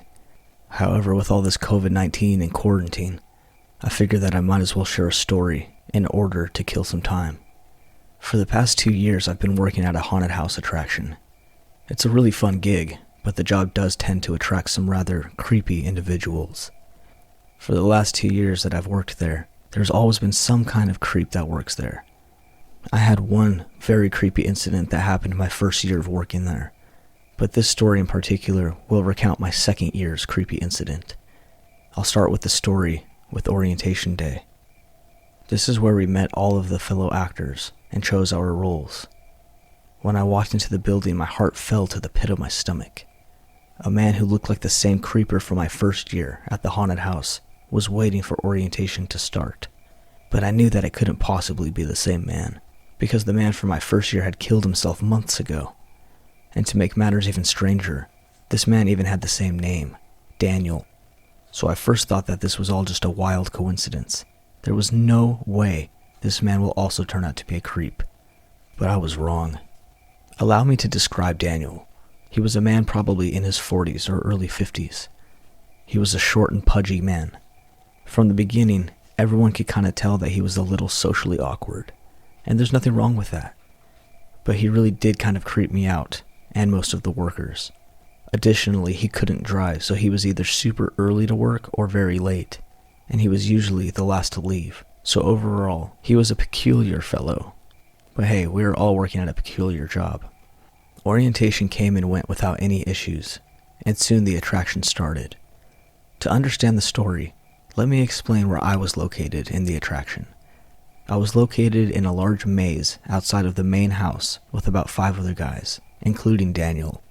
These 5 guys were scattered throughout the maze, and I was at the center in a large rectangular room. This room was enclosed, unlike the rest of the maze, and it had 2 exits. All of the guys besides Daniel were around my age, which was 18. Honestly, I don't even know whose brilliant idea it was to put a lone girl in a large maze with 5 guys. Thankfully, I was somewhat friends with one of the guys, so I didn't feel too alone. However, this friend was located at the tail end of the maze. Daniel was located decently close to my room, but that didn't bother me at first. There was no reason for Daniel or any of the other guys to enter my room. They all had their own positions to handle. One other thing to understand about this maze is that all of the actors were still able to see one another because the walls in the maze were relatively short. So despite being far away from my friend, I was still able to see him. Now I hope I explained that clearly. Nothing strange occurred the first 2 nights, but on the 3rd night, Daniel made his move. When no customers were going through the attraction, the actors would just walk around the maze or sit on the ground to relax. During these times, I would leave my room and either sit on the ground somewhere or enter the maze house to grab a water bottle. In order to enter the main house, I would have to go through the maze and past Daniel's area. The first few times I did this, Daniel said nothing and would just watch me. On the 3rd day, he finally mustered up the courage to say, "Hey, how are you?" Not thinking anything of it, I happily replied and carried on to fetch a water bottle. From then on, any time I passed him, he would always have some comment. It was harmless things at first, like, "Oh, you're really good. The weather's nice out here. You're a pretty scary actor." So other than him having to say something, I really didn't think too much of it. Days continued on, and Daniel kept getting a little braver. In between breaks, he would awkwardly walk towards the center of the maze. He moved really slow, like he was trying to be stealthy. My only saving grace was that before he could reach my room, a group of customers would begin to approach, and he would have to run back to his position. This is when alarm bells started to ring. I knew there was no reason for Daniel to leave his position and come to mine. Now, whenever I saw that he was motioning towards my room, I would go out the other direction in hopes to put more distance between us. It didn't help that he was dressed in a scary costume and wearing a mask. This only added to the tension. On the times where I chose to sit on the ground and wait for customers, Daniel would go through the maze and stand where a single wall separated us. Looking back, I should have just walked away, but I didn't want to come off as a rude teenager. This is when he introduced himself, even though we already did that on orientation day. Trying to play nice, I introduced myself and we shook hands.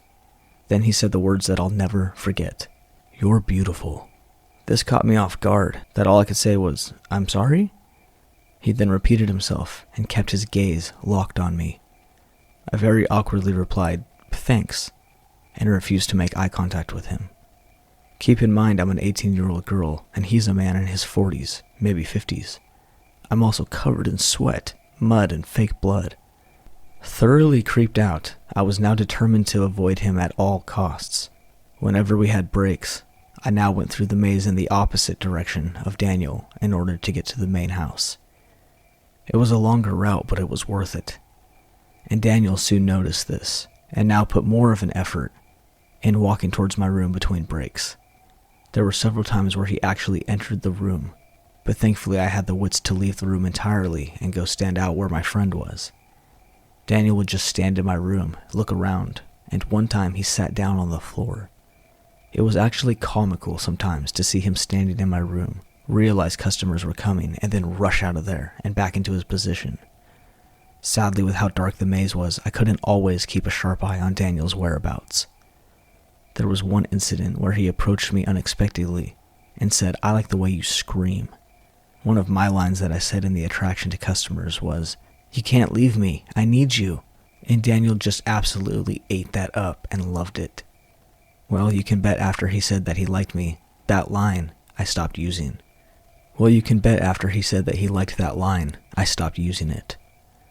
I had to endure a month of this, but over time Daniel got the message that I was not interested. In retaliation, he began to steal my scare points. There were certain areas near my room that I would pop out of and scare customers. These scare points were accessible to the other actors, but no one else used them but me. I suppose Daniel was mad that I wasn't giving him any attention, so he decided to steal my scare points as revenge. He also began to copy some of my lines. Thankfully, towards the end of the haunt season, the managers of the attraction moved me inside the main house. I'm not sure why, because I didn't say anything to them about Daniel, even though I know I should have. So for the final days working there, I was nowhere near Daniel. When the season ended, I was relieved. However, the managers had the bright idea to open a Christmas-themed haunted house, and they asked me to work out.